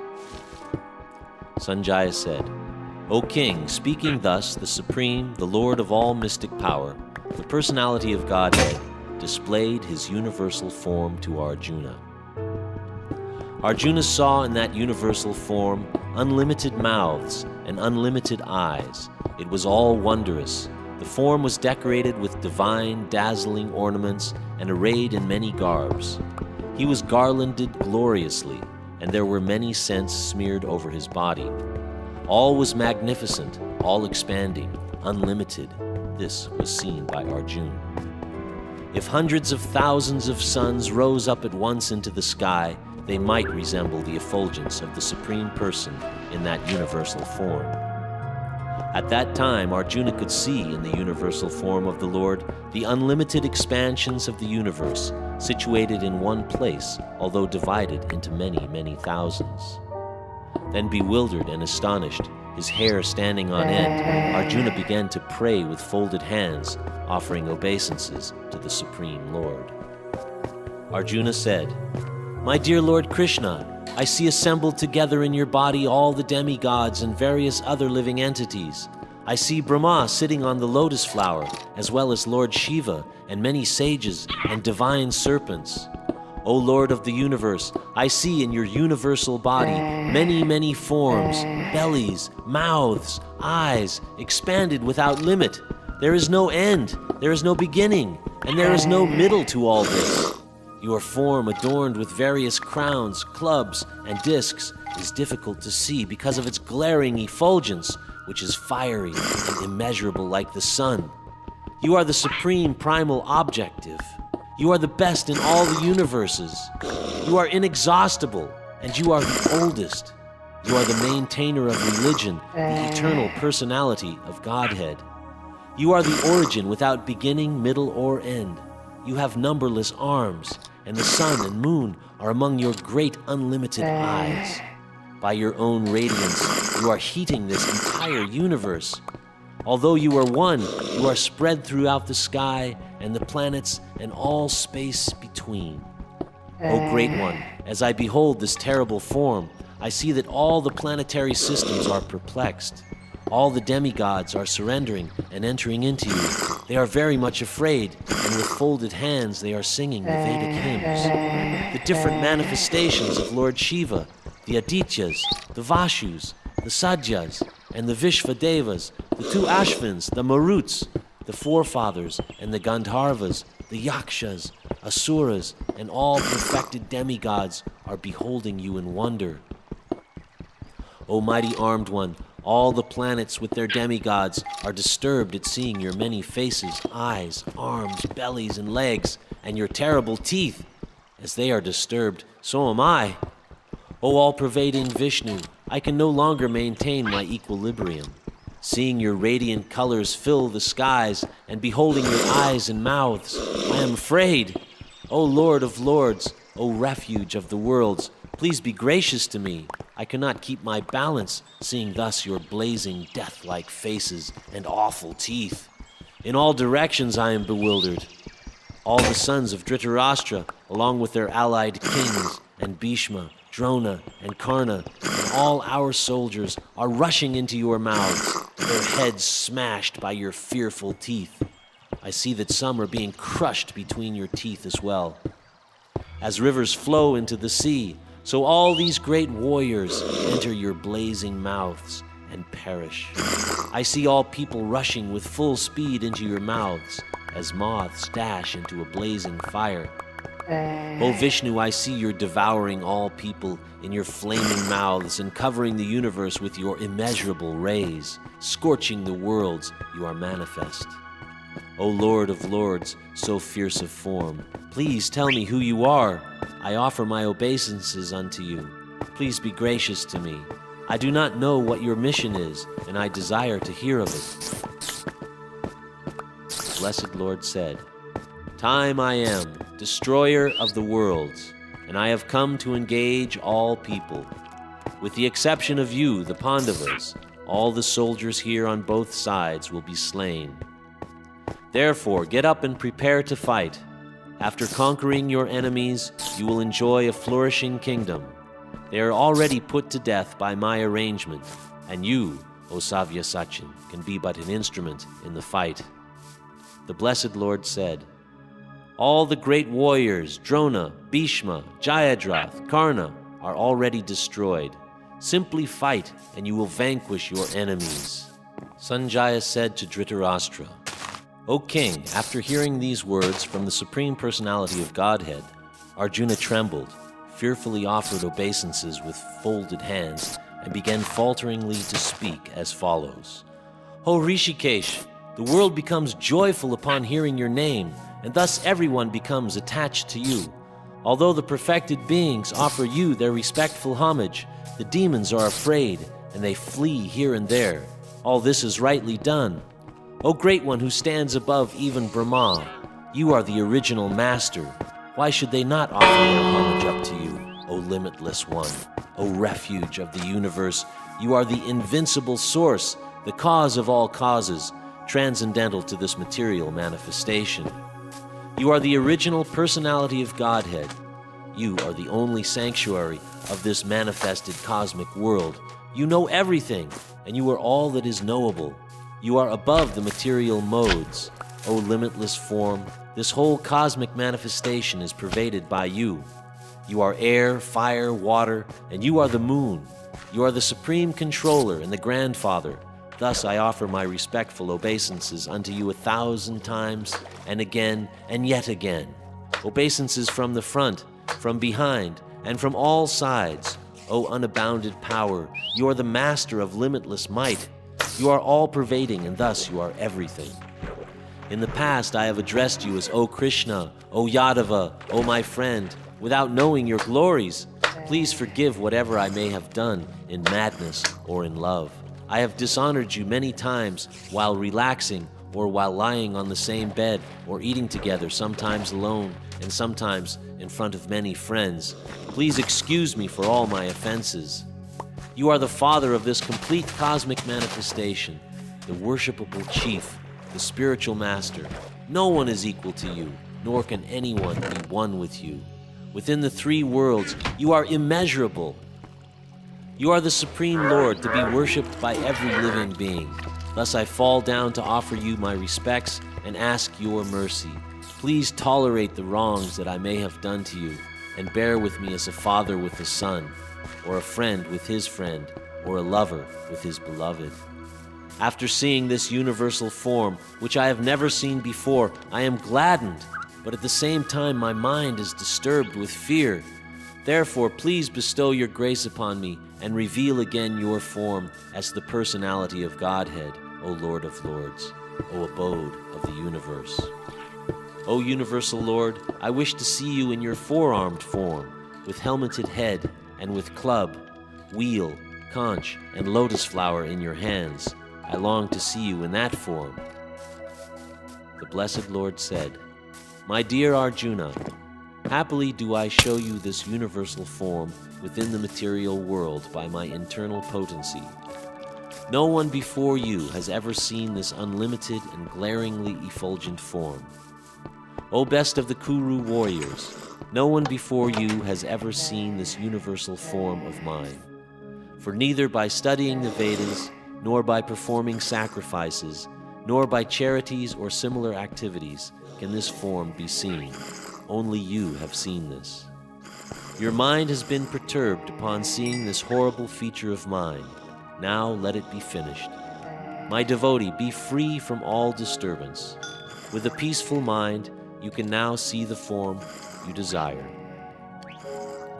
Sanjaya said to Dhritarashtra, "The Supreme Personality of Godhead, Krishna, while speaking thus to Arjuna, displayed his real four-armed form, and at last he showed him his two-armed form, thus encouraging the fearful Arjuna. When Arjuna thus saw Krishna in his original form, he said, 'Seeing this human-like form, so very beautiful, my mind is now pacified, and I am restored to my original nature.' The blessed Lord said, 'My dear Arjuna, the form which you now are seeing is very difficult to behold. Even the demigods are ever seeking the opportunity to see this form, which is so dear. The form which you are seeing with your transcendental eyes cannot be understood simply by studying the Vedas, nor by undergoing serious penances, nor by charity, nor by worship. It is not by these means that one can see me as I am. My dear Arjuna, Only by undivided devotional service can I be understood as I am standing before you, and can thus be seen directly. Only in this way can you enter into the mysteries of my understanding. My dear Arjuna, one who is engaged in my pure devotional service, free from the contaminations of previous activities and from mental speculation, who is friendly to every living entity, certainly comes to me.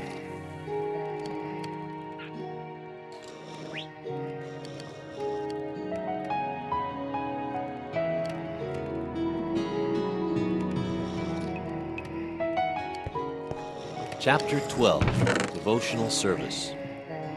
Arjuna inquired, which is considered to be more perfect, those who are properly engaged in your devotional service, or those who worship the impersonal Brahman, the unmanifested? The Blessed Lord said, he whose mind is fixed on my personal form, always engaged in worshiping me with great and transcendental faith, is considered by me to be most perfect.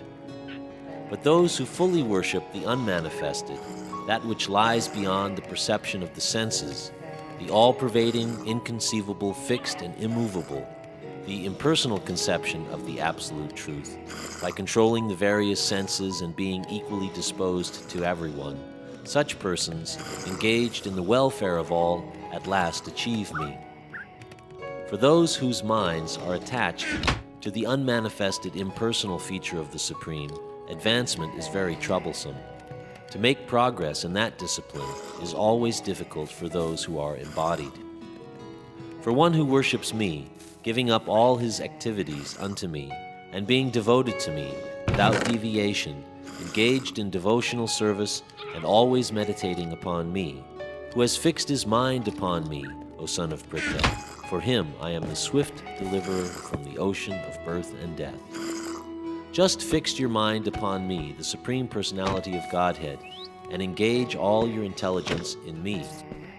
Thus you will live in me always, without a doubt. My dear Arjuna, O winner of wealth, if you cannot fix your mind upon me without deviation, then follow the regulated principles of Bhakti Yoga. In this way you will develop a desire to attain to me. If you cannot practice the regulations of Bhakti Yoga, then just try to work for me, because by working for me, you will come to the perfect stage. If, however, you are unable to work in this consciousness, then try to act giving up all results of your work and try to be self-situated. If you cannot take to this practice, then engage yourself in the cultivation of knowledge. Better than knowledge, however, is meditation, and better than meditation is renunciation of the fruits of action. For by such renunciation one can attain peace of mind. One who is not envious, but who is a friend to all living entities, who does not think himself a proprietor, who is free from false ego and equal both in happiness and distress, who is always satisfied and engaged in devotional service with determination, and whose mind and intelligence are in agreement with me, he is very dear to me. He for whom no one is put into difficulty, and who is not disturbed by anxiety, who is steady in happiness and distress, is very dear to me. A devotee who is not dependent on the ordinary course of activities, who is pure, expert, without cares, free from all pains, and who does not strive for some result, is very dear to me. One who neither grasps pleasure or grief, who neither laments nor desires, and who renounces both auspicious and inauspicious things, is very dear to me. One who is equal to friends and enemies, who is equiposed in honor and dishonor, heat and cold, happiness and distress, fame and infamy, who is always free from contamination, always silent and satisfied with anything, who doesn't care for any residence, who is fixed in knowledge and engaged in devotional service, is very dear to me. He who follows this imperishable path of devotional service, and who completely engages himself with faith, making me the supreme goal, is very, very dear to me.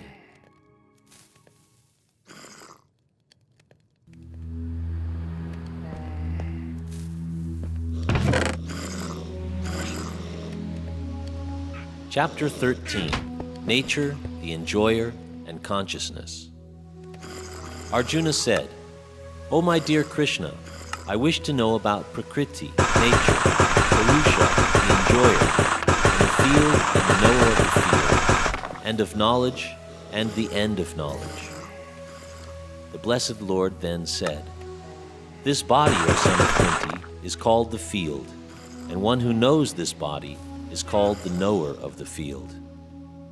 O scion of Bharata, you should understand that I am also the knower in all bodies, and to understand this body and its owner is called knowledge.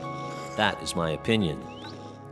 Now please hear my brief description of this field of activities and how it is constituted, what its changes are, whence it is produced, who that knower of the field of activities is, and what his influences are. That knowledge of the field of activities and of the knower of activities is described by various sages in various Vedic writings, especially in the Vedanta Sutra, and is presented with all reasoning as to cause and effect. The 5 great elements, false ego, intelligence, the unmanifested, the 10 senses, the mind, the 5 sense objects, desire, hatred, happiness, distress, the aggregate, the life symptoms, and convictions. All these are considered in summary to be the field of activities and its interactions. Humility, pridelessness, nonviolence, tolerance, simplicity, approaching a bona fide spiritual master, cleanliness, steadiness, and self-control, renunciation of the objects of sense gratification, absence of false ego, the perception of the evil of birth, death, old age, and disease, non-attachment to children, wife, home, and the rest, and even-mindedness amid pleasant and unpleasant events, constant and unalloyed devotion to me, resorting to solitary places, detachment from the general mass of people, accepting the importance of self-realization, and philosophical search for the absolute truth. All these I thus declare to be knowledge, and what is contrary to these is ignorance. I shall now explain the knowable, knowing which you will taste the eternal. This is beginningless, and it is subordinate to me. It is called Brahman, the spirit, and it lies beyond the cause and effect of this material world. Everywhere are his hands and legs, his eyes and faces, and he hears everything. In this way, the Supersoul exists. The Supersoul is the original source of all senses, yet he is without senses. He is unattached, although he is the maintainer of all living beings. He transcends the modes of nature, and at the same time he is the master of all modes of material nature. The Supreme Truth exists both internally and externally, in the moving and non-moving. He is beyond the power of the material senses to see or to know. Although far, far away, he is also near to all. Although the Supersoul appears to be divided, he is never divided. He is situated as one. Although he is the maintainer of every living entity, it is to be understood that he devours and develops all. He is the source of light in all luminous objects. He is beyond the darkness of matter and is unmanifested. He is knowledge. He is the object of knowledge, and he is the goal of knowledge. He is situated in everyone's heart. Thus, the field of activities, the body, knowledge, and the knowable have been summarily described by me. Only my devotees can understand this thoroughly and thus attain to my nature. Material nature and the living entities should be understood to be beginningless. Their transformations and the modes of matter are products of material nature. Nature is said to be the cause of all material activities and effects, whereas the living entity is the cause of the various sufferings and enjoyments in this world. The living entity in material nature thus follows the ways of life, enjoying the three modes of nature. This is due to his association with that material nature. Thus he meets with good and evil amongst various species. Yet in this body there is another, a transcendental enjoyer who is the Lord, the supreme proprietor, who exists as the overseer and permitter, and who is known as the Supersoul. One who understands this philosophy concerning material nature, the living entity, and the interaction of the modes of nature is sure to attain liberation. He will not take birth here again, regardless of his present position. That Supersoul is perceived by some through meditation, by some through the cultivation of knowledge, and by others through working without fruitive desire. Again, there are those who, although not conversant in spiritual knowledge, begin to worship the Supreme Person upon hearing about him from others. Because of their tendency to hear from authorities, they also transcend the path of birth and death. O chief of the Bhartas, whatever you see in existence, both moving and unmoving, is only the combination of the field of activities and the knower of the field. One who sees the Supersoul accompanying the individual soul in all bodies, and who understands that neither the soul nor the Supersoul is ever destroyed, actually sees.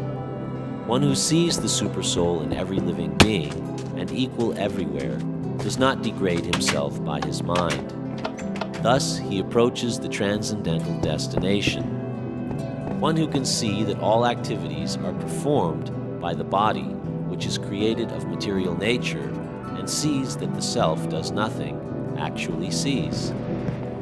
When a sensible man ceases to see different identities, which are due to different material bodies, he attains to the Brahman conception. Thus he sees that beings are expanded everywhere. Those with the vision of eternity can see that the soul is transcendental, eternal, and beyond the modes of nature.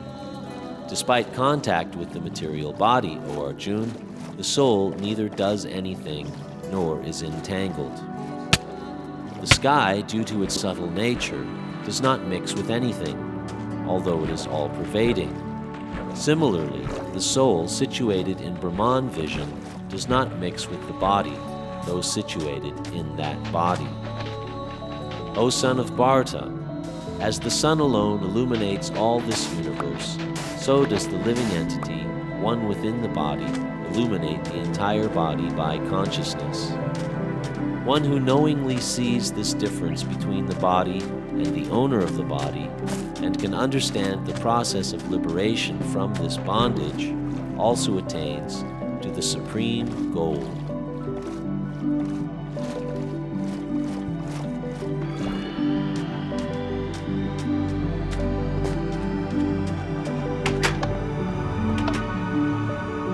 Chapter 14. The Three Modes of Material Nature.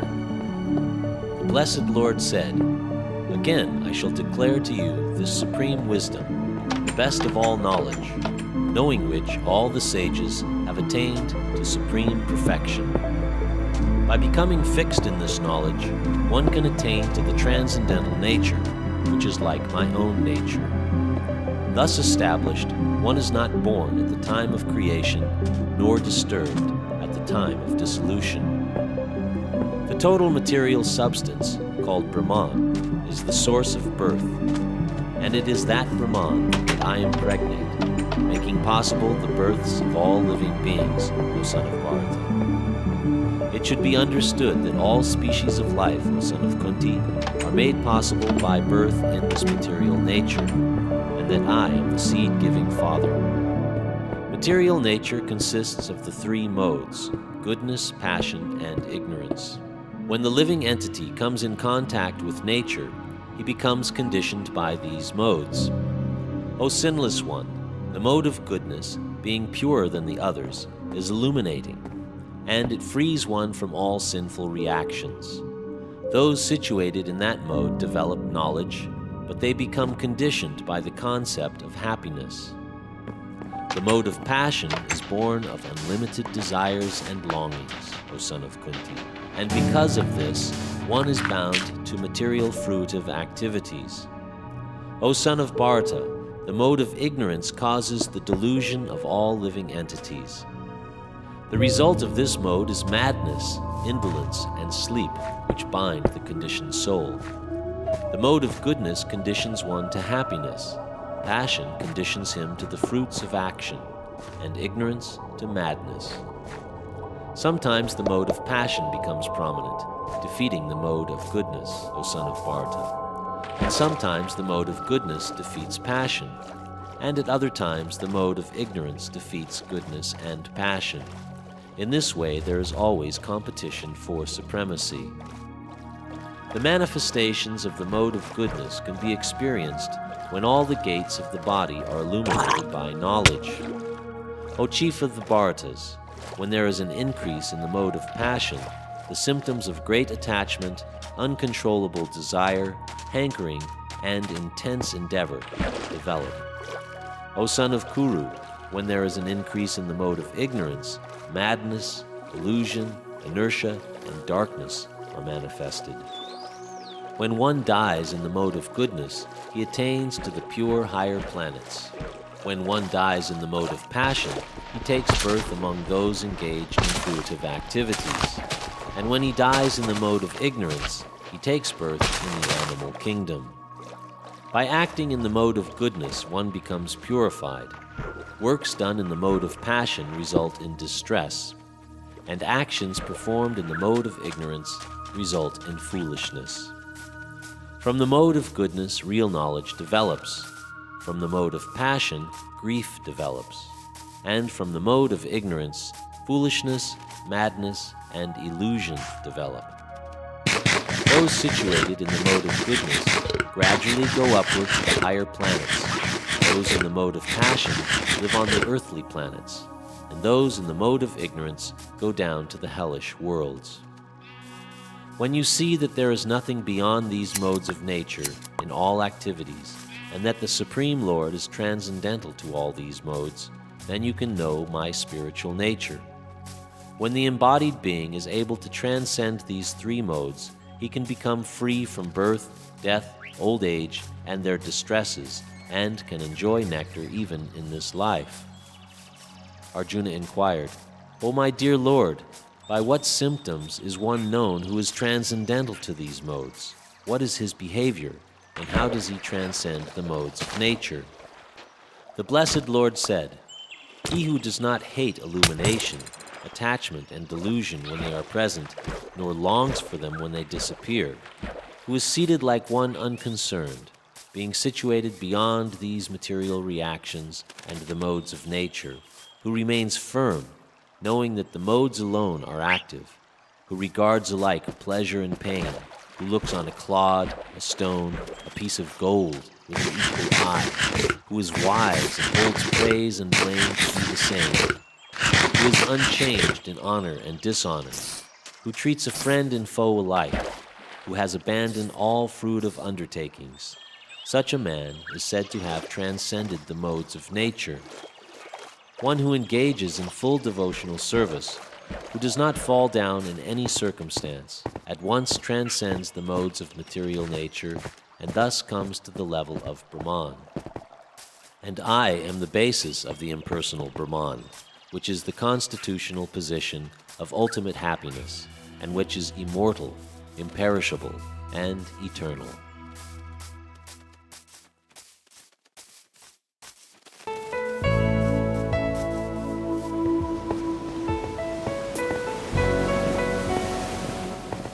Chapter 15, The Yoga of the Supreme Person.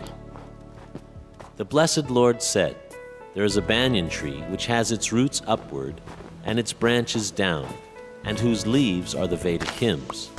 One who knows this tree is the knower of the Vedas. The branches of this tree extend downward and upward, nourished by the three modes of material nature. The twigs are the objects of the senses.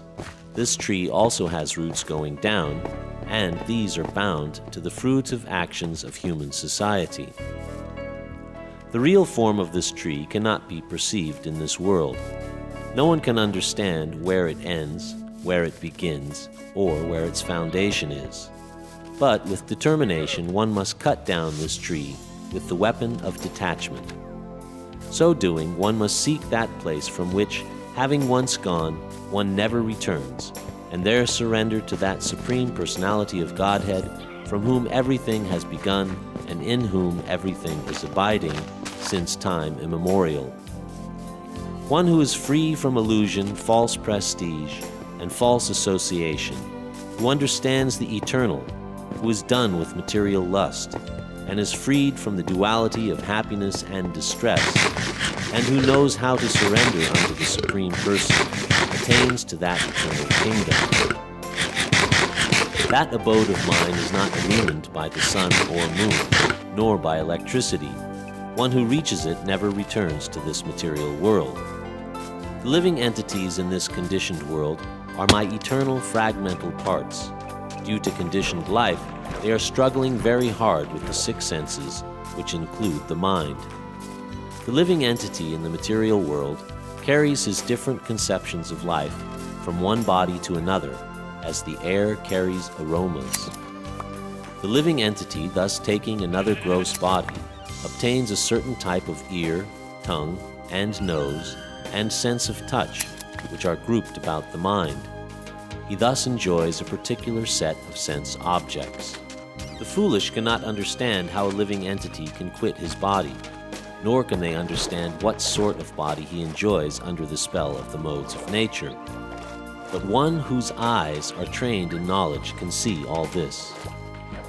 The endeavoring transcendentalist, who is situated in self-realization, can see all this clearly. But those who are not situated in self-realization cannot see what is taking place, though they may try to. The splendor of the sun, which dissipates the darkness of this whole world, comes from me, and the splendor of the moon and the splendor of fire are also from me. I enter into each planet, and by my energy they stay in orbit. I become the moon and thereby supply the juice of life to all vegetables. I am the fire of digestion in every living body, and I am the air of life, outgoing and incoming, by which I digest the four kinds of foodstuff.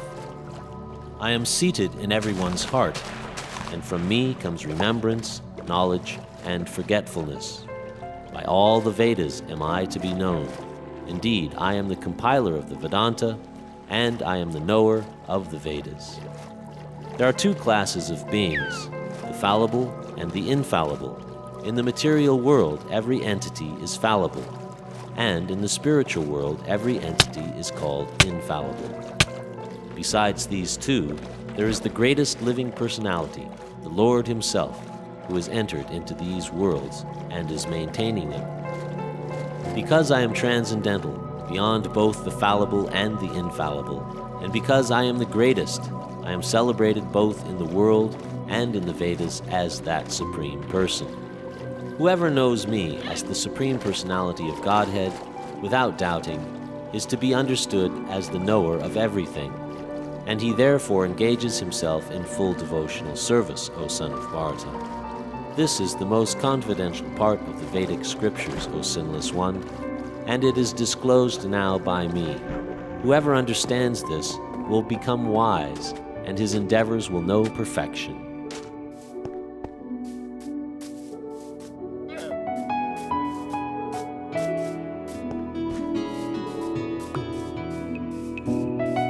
Chapter 16. The Divine and Demoniac Natures.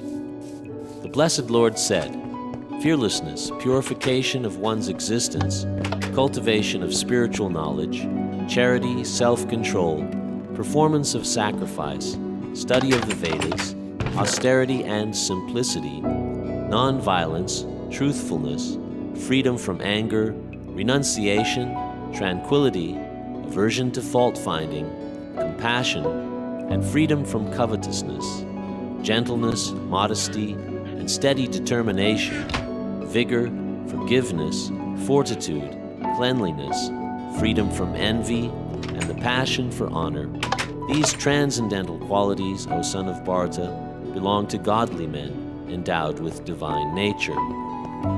Arrogance, pride, anger, conceit, harshness, and ignorance, these qualities belong to those of demoniac nature, O son of Pritha. The transcendental qualities are conducive to liberation, whereas the demoniac qualities make for bondage. Do not worry, O son of Pandu, for you are born with the divine qualities. O son of Pritha, in this world there are two kinds of created beings. One is called the divine, and the other demoniac. I have already explained to you at length the divine qualities. Now hear from me of the demoniac. Those who are demoniac do not know what is to be done and what is not to be done. Neither cleanliness nor proper behavior nor truth is found in them. They say that this world is unreal, that there is no foundation, and that there is no God in control. It is produced of sex desire and has no cause other than lust. Following such conclusions, the demoniac, who are lost to themselves and who have no intelligence, engage in unbeneficial, horrible works meant to destroy the world. The demoniac, taking shelter of insatiable lust, pride, and false prestige, and thus being illusioned, are always sworn to unclean work, attracted by the impermanent. They believe that to gratify the senses unto the end of life is the prime necessity of human civilization. Thus there is no end to their anxiety. Being bound by hundreds and thousands of desires, by lust and anger, they secure money by illegal means for sense gratification. The demoniac person thinks, so much wealth do I have today, and I will gain more according to my schemes. So much is mine now, and it will increase in the future more and more. He is my enemy, and I have killed him, and my other enemy will also be killed. I am the Lord of everything. I am the enjoyer. I am perfect, powerful, and happy. I am the richest man, surrounded by aristocratic relatives. There is none so powerful and happy as I am. I shall perform sacrifices. I shall give some charity. And thus I shall rejoice.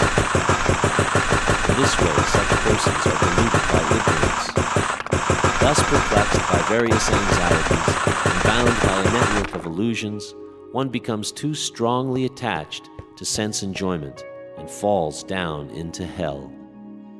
Self-complacent and always impudent, deluded by wealth and false prestige, they sometimes perform sacrifices in name only, without following any rules or regulations. Bewildered by false ego, strength, pride, lust, and anger, the demon becomes envious of the Supreme Personality of Godhead, who is situated in his own body and in the bodies of others, and blasphemes against the real religion. Those who are envious and mischievous, who are the lowest among men, are cast by me into the ocean of material existence, into various demoniac species of life. Attaining repeated birth amongst the species of demoniac life, such persons can never approach me. Gradually they sink down to the most abominable type of existence. There are 3 gates leading to this hell: lust, anger, and greed. Every sane man should give these up, for they lead to the degradation of the soul.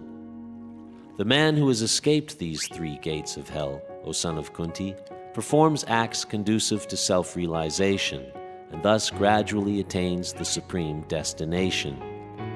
But he who discards scriptural injunctions and acts according to his own whims attains neither perfection nor happiness, nor the supreme destination.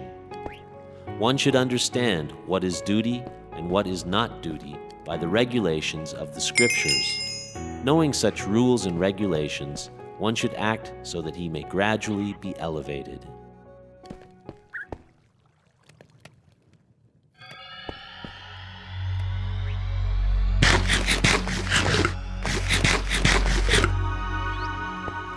Chapter 17.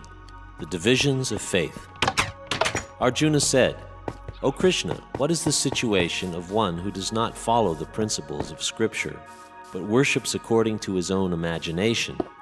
Is he in goodness, in passion, or in ignorance? The Supreme Lord said, according to the modes of nature acquired by the embodied soul, one's faith can be of three kinds: goodness, passion, or ignorance. Now hear about these. According to one's existence under the various modes of nature, one evolves a particular kind of faith. The living being is said to be of a particular faith according to the modes he has acquired. Men in the mode of goodness worship the demigods. Those in the mode of passion worship the demons. And those in the mode of ignorance worship ghosts and spirits. Those who undergo severe austerities and penances not recommended in the scriptures, performing them out of pride, egotism, lust, and attachment, who are impelled by passion and who torture their bodily organs, as well as the supersoul dwelling within, are to be known as demons. Even food of which all partake is of three kinds, according to the three modes of material nature. The same is true of sacrifice, austerities, and charity. Listen, and I shall tell you of the distinctions of these. Food in the mode of goodness increases the duration of life, purify one's existence, and gives strength, health, happiness, and satisfaction. Such nourishing foods are sweet, juicy, fattening, and palatable. Foods that are too bitter, too sour, salty, pungent, dry, and hot are liked by people in the modes of passion. Such foods cause pain, distress, and disease. Food cooked more than 3 hours before being eaten, which is tasteless, stale, putrid, decomposed, and unclean, is food liked by people in the mode of ignorance. Of sacrifices, that sacrifice performed according to duty and to scriptural rules, and with no expectation of reward, is of the nature of goodness. But that sacrifice performed for some material end or benefit or performed ostentatiously out of pride is of the nature of passion, or chief of the Bharatas. And that sacrifice performed in defiance of scriptural injunctions, in which no spiritual food is distributed, no hymns are chanted, and no remunerations are made to the priests, and which is faithless, that sacrifice is of the nature of ignorance. The austerity of the body consists in this: worship of the Supreme Lord, the Brahmanas, the spiritual master, and superiors like the father and mother. Cleanliness, simplicity, celibacy, and non-violence are also austerities of the body. Austerity of speech consists in speaking truthfully and beneficially and avoiding speech that offends. One should also recite the Vedas regularly. And serenity, simplicity, gravity, self-control, and purity of thought are the austerities of the mind. This threefold austerity practiced by men, whose aim is not to benefit themselves materially, but to please the Supreme, is of the nature of goodness. Those ostentatious penances and austerities which are performed in order to gain respect, honor, and reverence are said to be in the mode of passion. They are neither stable nor permanent. And those penances and austerities which are performed foolishly by means of obstinate self-torture or to destroy or injure others are said to be in the mode of ignorance. That gift which is given out of duty, at the proper time and place, to a worthy person and without expectation of return, is considered to be charity in the mode of goodness. But charity performed with the expectation of some return, or with a desire for fruit of results, or in a grudging mood, is said to be charity in the mode of passion. And charity performed at an improper place and time, and given to unworthy persons, without respect, and with contempt, is charity in the mode of ignorance. From the beginning of creation, the three syllables Om Tat Sat have been used to indicate the supreme absolute truth, one. They were uttered by Brahmanas while chanting Vedic hymns and during sacrifices for the satisfaction of the Supreme. Thus the Transcendentalists undertake sacrifices, charities, and penances, beginning always with Om, to attain the Supreme. One should perform sacrifice, penance, and charity with the word Tat. The purpose of such transcendental activities is to get free from the material entanglement.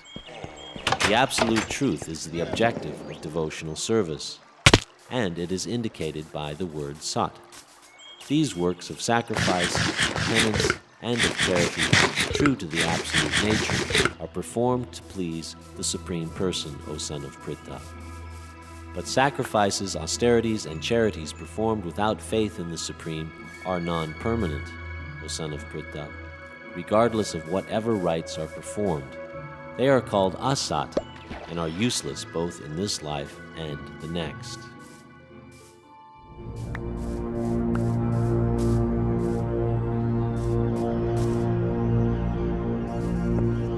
Chapter 18, Conclusion, the Perfection of Renunciation.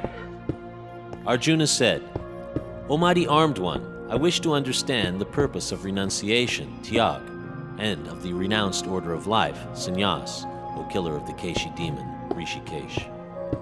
The Supreme Lord said, to give up the result of all activities is called renunciation, tyag, by the wise, and that state is called the renounced order of life, sannyas, by great learned men.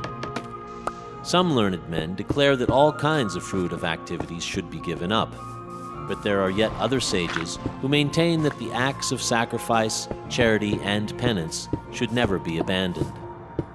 O best of the Bharatas, hear from me now about renunciation. O tiger among men, there are 3 kinds of renunciation declared in the scriptures. Acts of sacrifice, charity, and penance are not to be given up, but should be performed. Indeed, sacrifice, charity, and penance purify even the great souls. All these activities should be performed without any expectation of result. They should be performed as a matter of duty, O son of Pritha. That is my final opinion. Prescribed duties should never be renounced. If, by illusion, one gives up his prescribed duties, such renunciation is said to be in the mode of ignorance. Anyone who gives up prescribed duties as troublesome or out of fear is said to be in the mode of passion. Such action never leads to the elevation of renunciation. But he who performs his prescribed duties only because it ought to be done and renounces all attachment to the fruit, his renunciation is of the nature of goodness, O Arjuna. Those who do not hate any inauspicious work, nor are attached to auspicious work situated in the mode of goodness, have no doubts about work. It is indeed impossible for an embodied being to give up all activities. Therefore it is said that he who renounces the fruits of action is one who has truly renounced.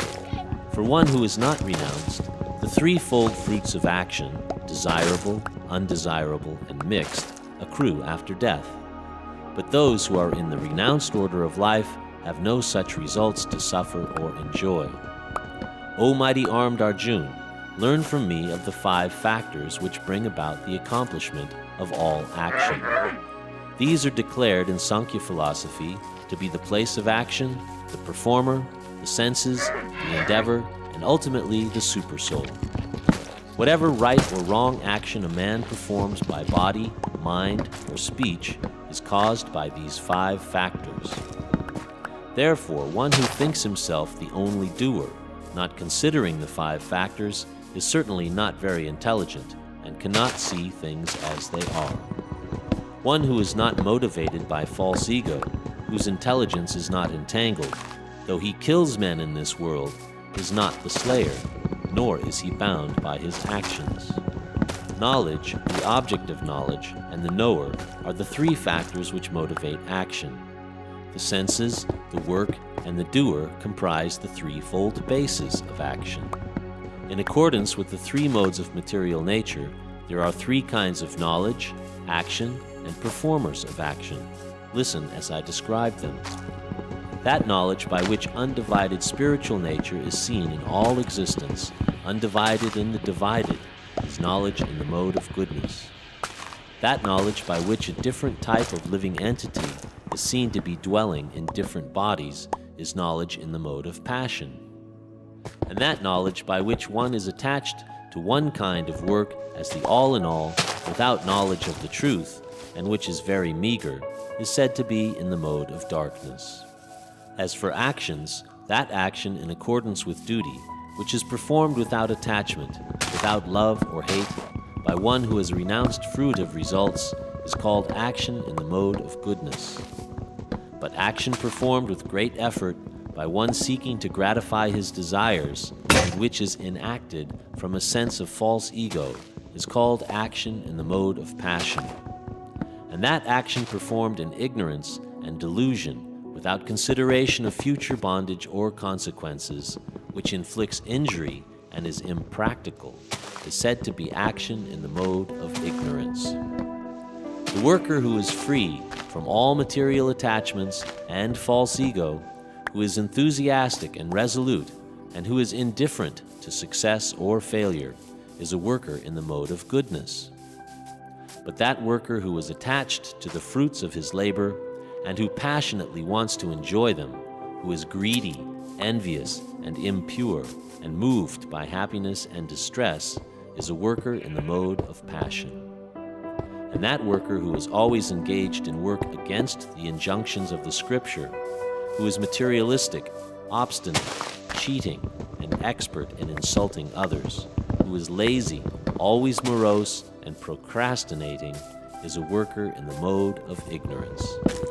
Now, O winner of wealth, please listen as I tell you in detail of the three kinds of understanding and determination according to the three modes of nature. O son of Pritha, that understanding by which one knows what ought to be done and what ought not to be done, what is to be feared and what is not to be feared, what is binding and what is liberating, that understanding is established in the mode of goodness. And that understanding which cannot distinguish between religious way of life and the irreligious, between action that should be done and action that should not be done, that imperfect understanding, O son of Pritha, is in the mode of passion. That understanding which considers irreligion to be religion and religion to be irreligion, under the spell of illusion and darkness, and strives always in the wrong direction, O Partha, is in the mode of ignorance. O son of Pritha, that determination which is unbreakable, which is sustained with steadfastness by yoga practice, and thus controls the mind, life, and the acts of the senses, is in the mode of goodness. And that determination by which one holds fast to fruit of result in religion, economic development, and sense gratification is of the nature of passion, O Arjuna. And that determination which cannot go beyond dreaming, fearfulness, lamentation, moroseness, and illusion, such unintelligent determination is in the mode of darkness. O best of the Bhartas, now please hear from me about the three kinds of happiness which the conditioned soul enjoys, and by which he sometimes comes to the end of all distress. That which in the beginning may be just like poison, but at the end is just like nectar, and which awakens one to self-realization, is said to be happiness in the mode of goodness. That happiness which is derived from contact of the senses with their objects, and which appears like nectar at first, but poison at the end, is said to be of the nature of passion. And that happiness which is blind to self-realization, which is delusion from beginning to end, and which arises from sleep, laziness, and illusion, is said to be of the nature of ignorance. There is no being existing either here or among the demigods in the higher planetary systems which is freed from the three modes of material nature. Brahmanas, Kshatriyas, Vaishyas, and Shudras are distinguished by their qualities of work, O chastiser of the enemy, in accordance with the modes of nature. Peacefulness, self-control, austerity, purity, tolerance, honesty, wisdom, knowledge, and religiousness, these are the qualities by which the Brahmanas work. Heroism, power, determination, resourcefulness, courage in battle, generosity, and leadership are the qualities of the work for the Kshatriyas. Farming, cattle raising, and business are the qualities of work for the Vaishyas, and for the Shudras there is labor and service to others. By following his qualities of work, every man can become perfect. Now please hear from me how this can be done. By worship of the Lord, who is the source of all beings and who is all-pervading, man can, in the performance of his own duty, attain perfection. It is better to engage in one's own occupation, even though one may perform it imperfectly, than to accept another's occupation and perform it perfectly. Prescribed duties according to one's nature are never affected by sinful reaction. Every endeavor is covered by some sort of fault, just as fire is covered by smoke.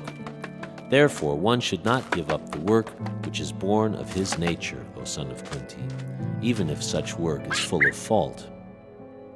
One can obtain the results of renunciation simply by self-control and by becoming unattached to material things and disregarding material enjoyments. That is the highest perfectional stage of renunciation. O son of Kunti, learn from me in brief how one can attain to the supreme perfectional stage, Brahman, by acting in the way which I shall now summarize.